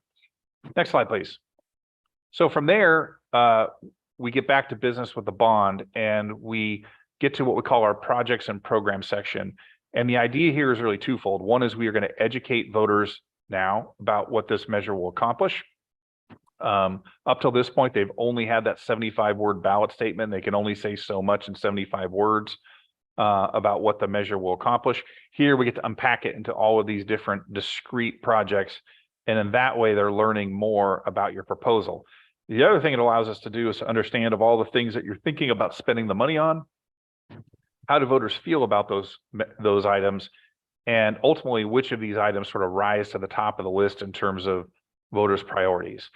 The one thing that really stands out to me, I do this a lot for lots of districts, when I look at this slide for your district, is the strength of sort of the results, that the amount of interest that your voters have in each one of the projects that we tested here. Even the lowest rated item on here had almost 8 out of 10 respondents say that they would favor the district spending some of the bond money on that item. When you get to the very top of the list, there are 3 that kind of stand out from the others. And the top one is related to career tech. The middle one is basic repairs to your older facilities. So roofs, plumbing, electrical, ventilation, air conditioning, et cetera. And the third one is STEM. And that pattern, by the way, career tech, STEM, and repairs to your older facilities being at the top of the list is also very typical of what we tend to see in other districts. Next slide, please. So at this point in the survey, we get to what we call the argument section. And the idea is that, you know, when you think about what an election cycle is going to look like, if you as a board choose to place this measure on an upcoming ballot, there's going to be this election cycle, and during which there's going to be a lot of discussion and debate in your community about this proposal. You're going to have folks who will undoubtedly step up and advocate on behalf of this measure, talk to their friends and neighbors about why this is needed and why they should vote yes.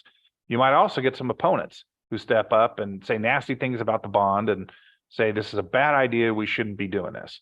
And so for this survey to be a reliable gauge of the feasibility of a potential bond measure for 2024, we need to know not only where are your voters today, which was that initial ballot test, but what happens to their support for your proposal once they hear both positive and negative arguments.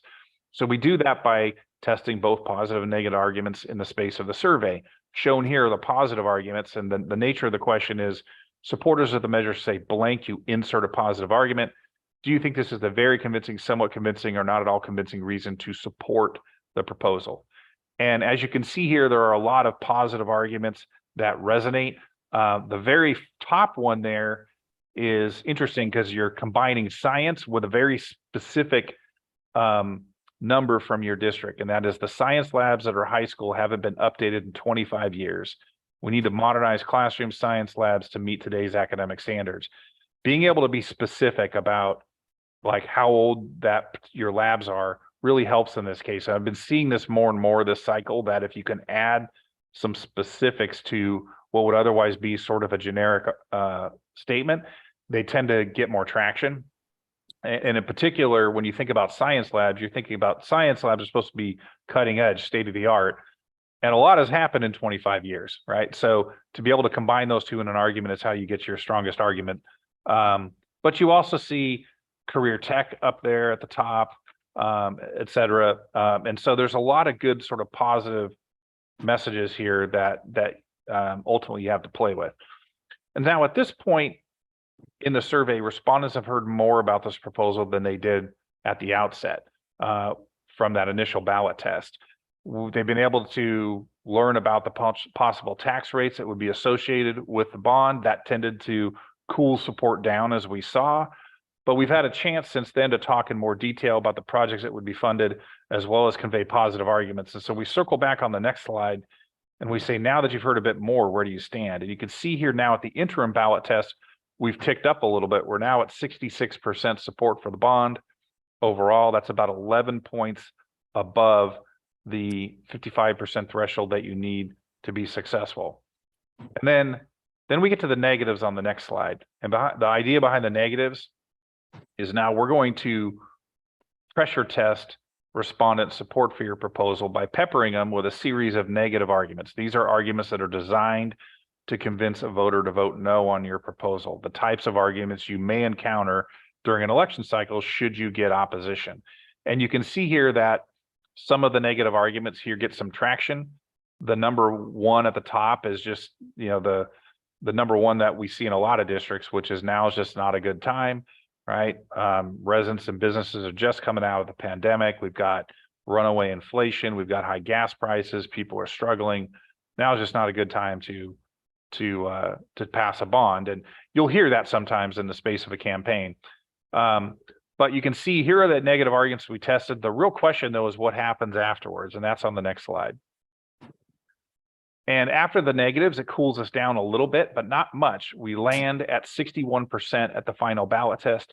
That is 6 points above that 55% threshold you need to be successful on election day. And by the way, among those likely March voters, that subset of high propensity voters that are going to turn out in the March primary, their support levels at this point are only 2 points below at 59%. So they're pretty close to what we're seeing among the larger November electorate overall. So next slide, please. Got a couple wrap up slides here. And then obviously happy to take any questions that the board may have about the survey. So in terms of the conclusions, I'm going to circle back first to that overarching question I mentioned at the outset as to why you do this type of research, which is to answer the basic question of, is it feasible, right? If you as a board were to choose to place this measure on a ballot in 2024, does it have a reasonable chance of success? The answer to that question is yes, based on my read of these poll numbers. And for a lot of the reasons that you see there under the positive signs, right? We saw that the issue of improving the quality of education in local schools was in the top 2 issues facing the community. That translated into natural support level for your bond of 65%. So that's like 10 points above where we need to be successful right out of the gates of that initial ballot test. All of the projects and improvements that you're thinking about funding with this bond were popular. Those positive arguments that we tested really resonated with your voters.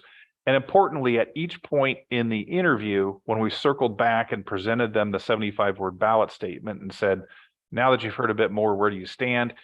All of those ballot tests were above the 55% threshold.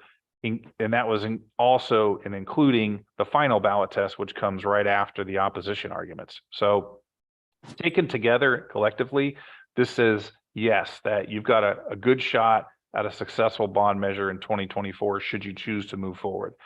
Now, that said, the survey also revealed a few challenges, and there's a few challenges that really aren't in the survey, but when you step back from the survey and think about what 2024 is going to look like, that are worth keeping in mind.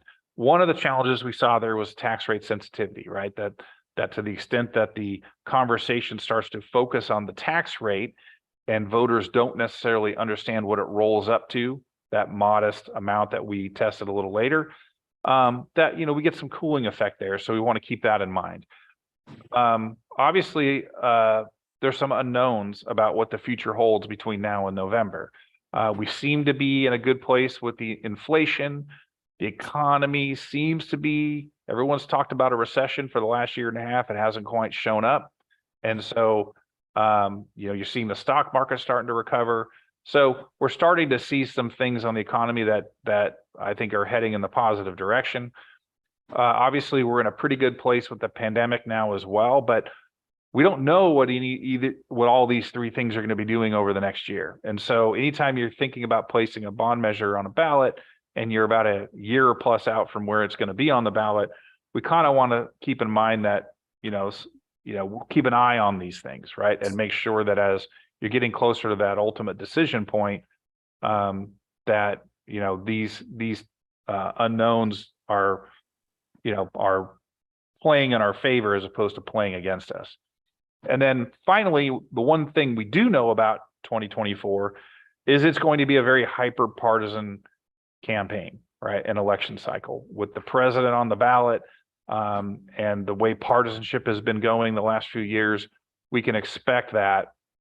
And so we also want to kind of be thoughtful about that, because what can happen during some of these hyper partisan election cycles is you can get some fading support among particularly conservative voters, right? That as you get closer to election day, they start to vote in with partisanship in mind first and everything else second. And so we want to kind of keep an eye on that as well. So next slide, please. Now, as promising as your poll results are, and they are promising, it's always important to keep in mind that a poll like this is a snapshot in time. It is not a crystal ball looking forward to November of next year and saying you're going to get 63% on that election cycle. If I had a crystal ball, I'd probably charge a lot more for it. But what this poll tells us is where are you today, right? How your voters are likely to respond to the information they're going to encounter during an election cycle. But ultimately, what happens on election day isn't dictated by what your poll says today. It's dictated by everything that happens from this point forward. And so I say that mainly because it's important to make smart decisions, right, about your measures so that you're constructing a measure that is the type of measure that your community is interested in supporting based on these poll numbers. And secondly, you got to put the work in, right? Meaning you can't just vote to put it up on the ballot, say a few nice words and walk away. It's really important that your voters kind of understand the background behind this and the motivation. And then ultimately, and that's district communication. And ultimately, you know, there needs to be an independent campaign that would step up and advocate for this measure during the election cycle. And so with all of this in mind, and when you looking at the poll results, I would recommend that the district move forward at a pace where you're able to keep both the March 24 election as well as the November 24 election open as possibilities. We have a good idea what November is going to look like in terms of turnout and in terms of some of the issues that are going to be dealt with in that election. We're actually, even though it's sooner, it's actually more fuzzy what March is going to look like. And so rather than sort of dismiss March as an opportunity and then discover as you get closer, wow, that's actually a better environment for us, but it's too late for us to be on the ballot. When your natural numbers for March are as close as they are to your November numbers, I'd recommend you kind of move forward at a pace that keeps March alive. The filing deadline for that would be early December of this year. You always have, as you do that, you could always get closer to it. If March becomes a great opportunity, great, you pull the trigger. If not, you can fall back to November. But what you can't do is plan for November and then suddenly speed up for March. It doesn't tend to work that way. So with that, let me end my presentation and welcome any questions from the board. Timothy, did you happen to compare this at all? Are you still there? Mm-hmm. Okay, did you happen to compare this at all to the last time that we did a ballot measure? I did. You are about 5% higher in your polling numbers this cycle than you were then. Excellent. And clarification, what number do we actually need to pass upon? 55. We need 55. We only need 55. Missed by 150 votes, come on. We missed by 150 votes. Put that on the microphone. Which is really close. Okay, questions, board? I don't have any questions. I just want to thank you. I think it's really well done and insightful, and I thank you for it. Thank you. I think this is what our students need. We need their safety. We need this. So just in maintenance and the costs of doing business is going to save us so much over time. It's really what our district needs for our students, especially with COVID and everything that the kids have been through. This is what they need to get back on track and get to where they need to be. And I think it's something we can't overlook at all anymore. The other thing Jenny keeps reminding us is that every dollar that we can use in bond money that isn't spent from the general fund we can put towards programs and salary increases and those things. So every dollar that we save via the bond just helps the education of our kids. Timothy, it seems like you, looking at these numbers, would go for the $30. Yeah, I think I'm comfortable with the $30. Provided that, and this is where the communication part kicks in, provided that you do a good job reaching out and informing voters, you know, focusing most of your conversation obviously on the need, right? Why this is needed, the state of your facilities, all the improvements are going to happen from a bond. But to the extent that you're talking about the price tag, you can sort of emphasize that it's sort of a modest amount, right? And don't convey it so much in the tax rate, convey it in terms of what the typical homeowner is going to pay every year. We saw that when you did that and they understood that amount, they're very comfortable with the cost. We have been doing a lot of discussion already because there've been challenging issues, from the water flooding the high school, which is roof issues, to the space that we need to protect for students when it's hot. We've had parents actually in schools taking thermometer readings in the school this last August, and we have to address that, the ventilation issues, the infrastructure necessary to improve air conditioning. And there's been a lot of conversation like that already in the community that we've been doing. So we need to keep it up. Yeah, just a question as far as the people who were interviewed, was there absolute certainty that they were local voters? Because we have a lot of people who have multiple properties, so they're registered locally. Yeah, we start with your registered voter file.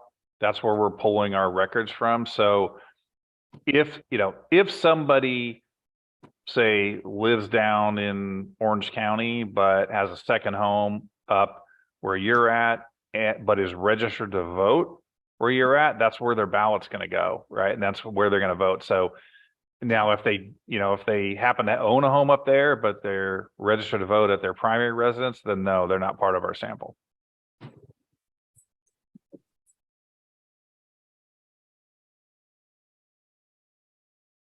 Any other questions?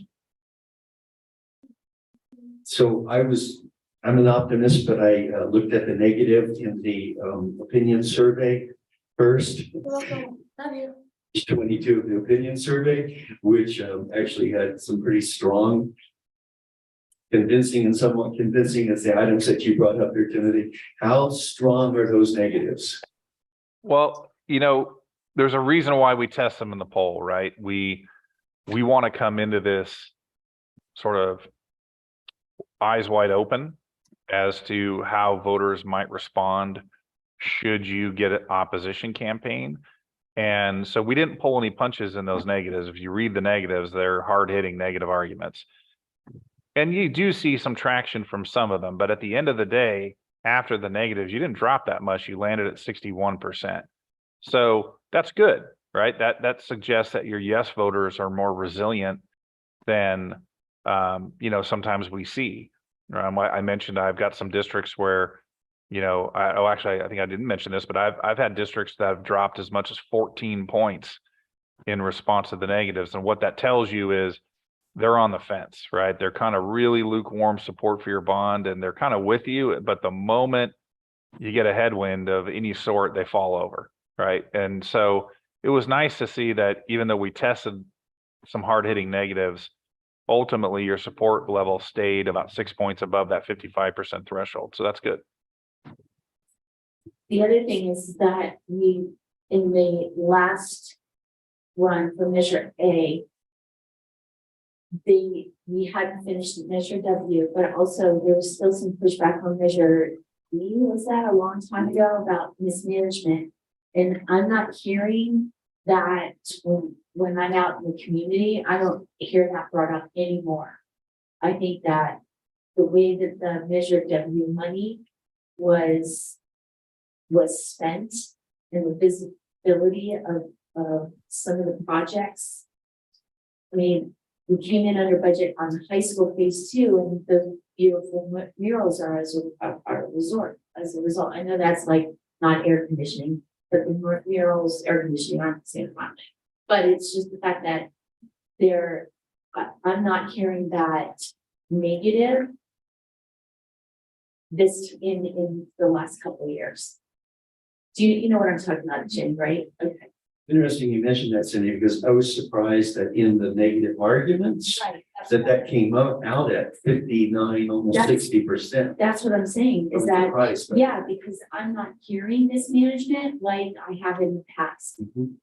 So that's why I brought it up, because I was like, I'm not hearing that like it used to be, like it was super rampant. Thanks. Any other questions? So the next piece to this is that we've talked about that last meeting was if we had the possibility here, we would want to look at a communication consultant. And that communication consultant would help you communicate this need and lay out a lot of the steps here. And what we've done now is ask a firm that does a lot of this, brought a contract to the district. We've reviewed that. It's a favorable contract. And if you're amenable to it at a near future meeting, we want to have that contract brought to the board. And if you do that soon, you leave March 2024 as a possibility. And so that would be the next step, given the positive survey results. Good, Adam. No special board meeting. Thanks, So Adam and I talked, and August is sufficient. Thank you. The regular board meeting in August. Thank you. Oh, so I should have mentioned that. I apologize. we're trying to avoid a special board meeting in July. But that, Well, these are really good results. And so when Dr. McCartney called me back with these, I was really optimistic and excited to have him get these in front of you. So thank you for your time and look forward to continue to work with you on this. thank you. And Jenny, you think that if you come back in August, that you could be ready if you had to be ready in March, if we all told you to be ready? I think we'll do whatever the board directs us to do, but, off mic, we can share any concerns we have. Thanks, Jenny.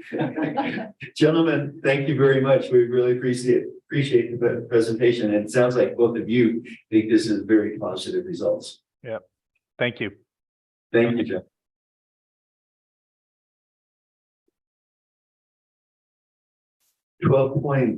Discussion action items, 12.1, personnel approval of the personnel page. This will impact is budgeted.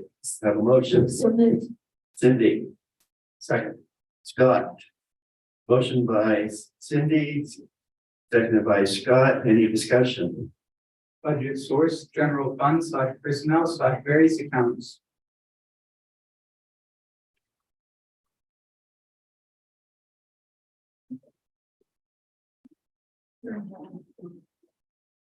He's on. All those in favor, say aye. I Carried unanimously. First, 12.2, personnel approval of the classified management salary schedule fiscal impact to be determined. Do I have a motion? so moved. Cindy? Second. Scott?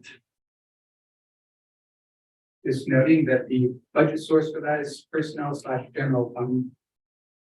And I'd like to just say that in the discussion, in no way did I mean to denigrate the conservative nature of our budget team. I know that you always are the voice in the room that says, okay, in your head, you're like, how is this going to work?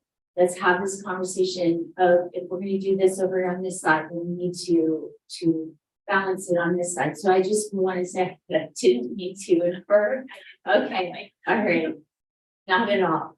It's just that I start, like you, I start having panic attack when it's a monumental task with budget ramifications. It just begins to freak me out.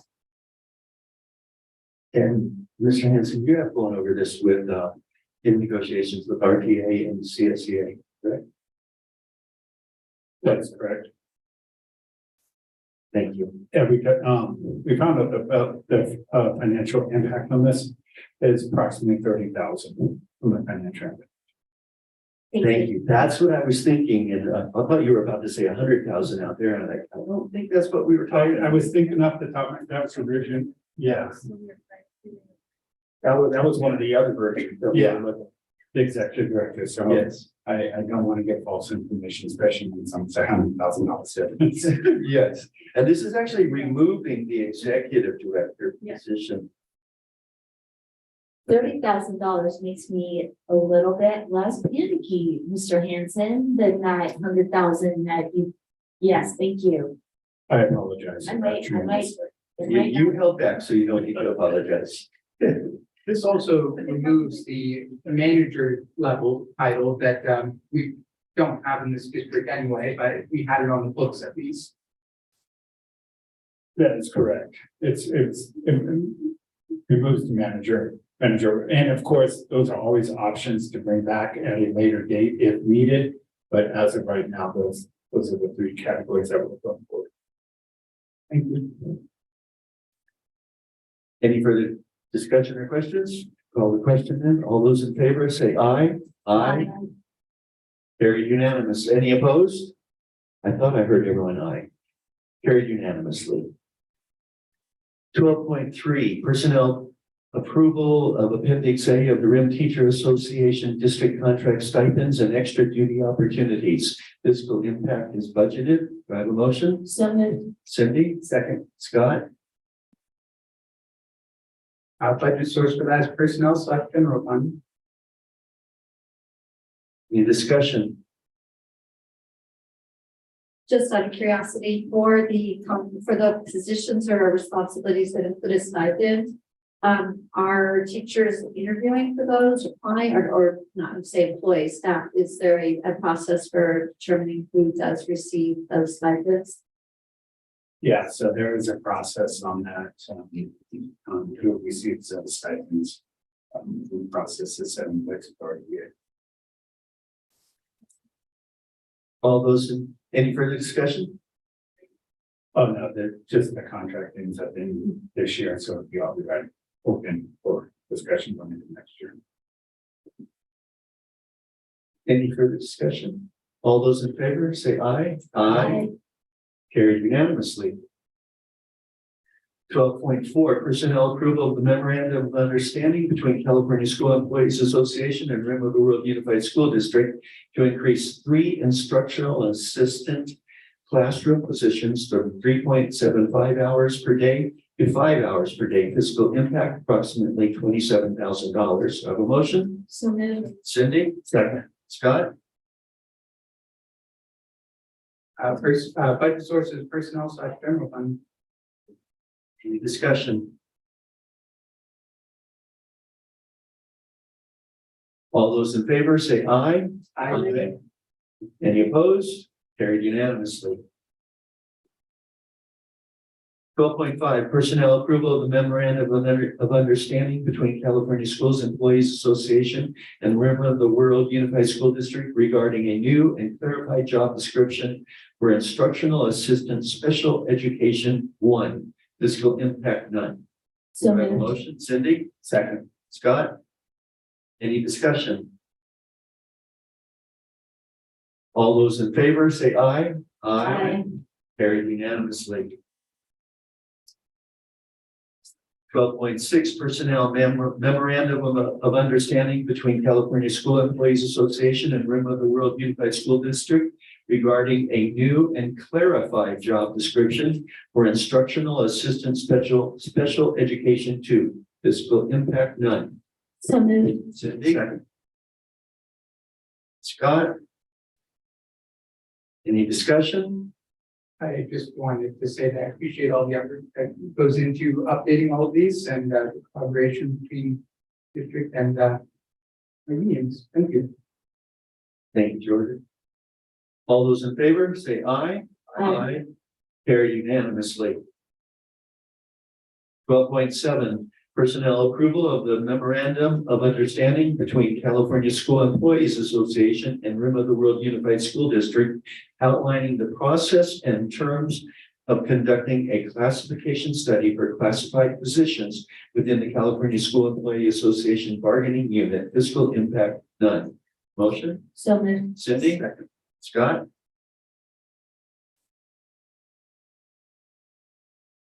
Any discussion? As you can see, we're following through with the classification studies. All those in favor, say aye. Aye. Carried unanimously. 12.8 Educational Services, approval of the 2023-2024 Local Control and Accountability Plan. And then local measures, annual reporting, fiscal impact, none. Do I have a motion? So moved. Cindy, second. Scott?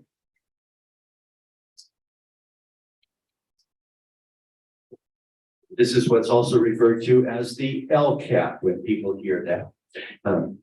Any discussion? I just want to thank Heather and her team, Jenny, her team, Shannon, all of you guys for doing it. It's a lot of work. And every time you read it, you catch another little thing that you need to correct. I love that. I love when you read it 1 million times and you still go, oh yeah. Oops, let's just fix that a little bit. So I thank all of you guys for putting the amount of effort and work in this. And I hope we continue to help parents to understand how to look through the information, which obviously the dashboard is constantly changed now 3 years in a row. But still, the more we do to help parents to see that, and the community, that's a part of what we were just discussing, that they need to see the value of what we're doing to educate our students. So thanks, Heather. All those in favor say aye. Aye. Carried unanimously. 12.9 Educational Services, approval of the single plan for student achievement, also known as SIPSA, for Charles Hoffman, Lake Arrowhead, and Valley of Enchantment Elementary Schools, RIM Virtual Academy, Mary Peck Intermediate, RIM High School, and Mountain High School for the 2023-2024 school year. Fiscal impact none. Do I have a motion? So moved. Cindy, second. Scott? Any discussion? Super appreciate all the work that goes into SIPs as well. SIPS is also very critical as we try to deal with our special needs students. All those in favor, say aye. Aye. Carried unanimously. 12.10 Business Services approval to adopt a proposed 2023-2024 budget. Fiscal impact none. Do I have a motion? So moved. Cindy, second. Scott? How can you approve a budget and not have fiscal impact?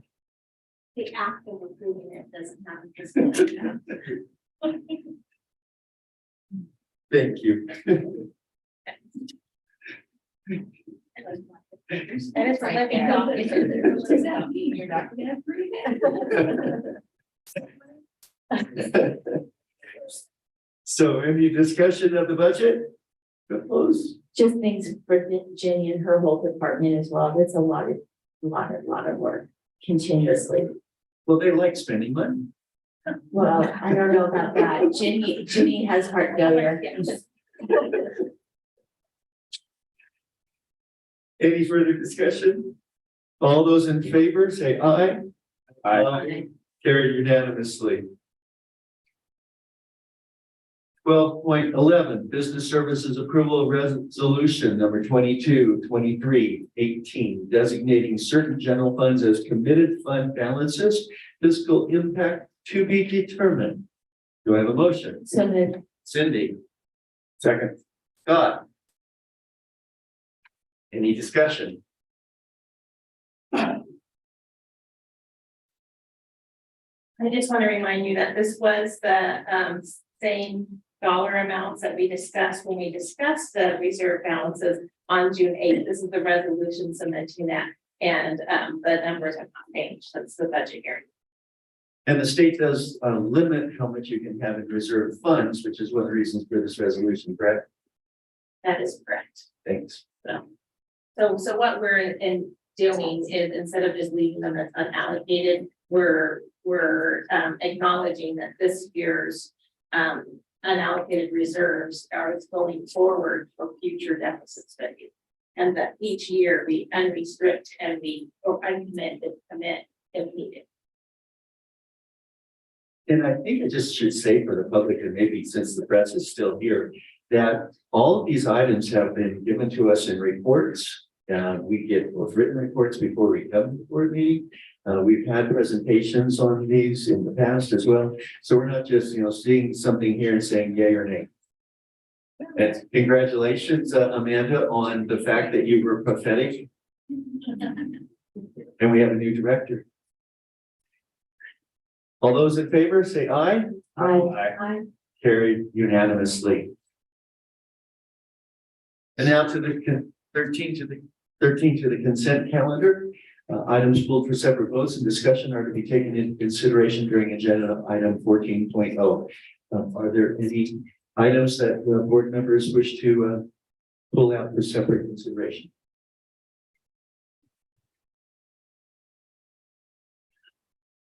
Any? Okay, thank you. Then I'll entertain a motion for the consent calendar. Cindy? Second. Scott? So items. Do I need to read? Yes. Thank you. I'm actually gonna read them all then by word. Then are not moving out of script. Dr. Nellinger, may I interrupt real quick? I know we approved the personnel page. And I don't know if this is the right time since we've approved it, but Kaylee Benoit is in our audience and she is the new coordinator of Extended Learning Opportunity Program. So I'd just like to let them know you. And Jennifer Whiteside is somewhere in New Jersey. And she is going to be zooming in and looking at this. So we wanted to say congratulations to her as well. And what's her new role? Her new role is Director of Ed Services, Educational Services. Congratulations. Congratulations. Welcome aboard. And you should have done that earlier. Yeah, that was really out of order.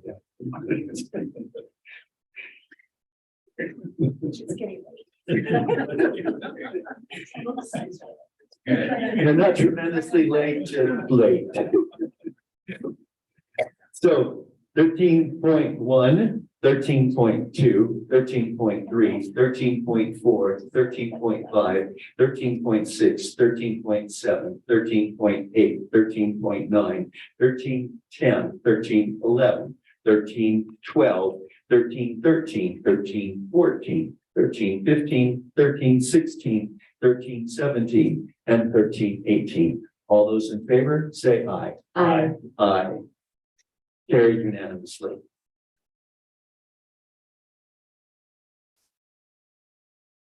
(15) Governance team future agenda items planning. Time allotted for the Board of Trustees to request agenda items for future meetings. Do not look at me.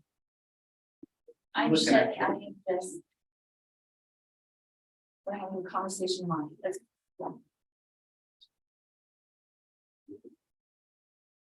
go, Bill, It go. looks like we have no requests for future agenda items. 16, future meeting dates. Board retreat sometime in the future, I believe it's June 23, 2023, beginning at 9 a.m. tomorrow morning, running till 4 p.m. tomorrow afternoon. Number 2, regular board meeting is August 17th, Jenny, for 2023. We do not need to recess to close session. So with that, Just a point of information, Mr. President, that the board retreat and the regular board meeting will be here. It wasn't on the agenda, so I just want to make sure that in case anyone is curious, both of those events will be here. That's a district office. And if they wish to attend the retreat and watch us have a rip roaring time sitting here, they are welcome to. Meaning their life. And if anyone wants to bring ice cream, they can do that too. Okay, with that, I'll entertain a motion to adjourn. 18. So moved. Cindy. Second. Scott. Any further discussion? No, we're out of here. Take it to the end. All those in favor say aye. Aye. Aye, carried unanimously.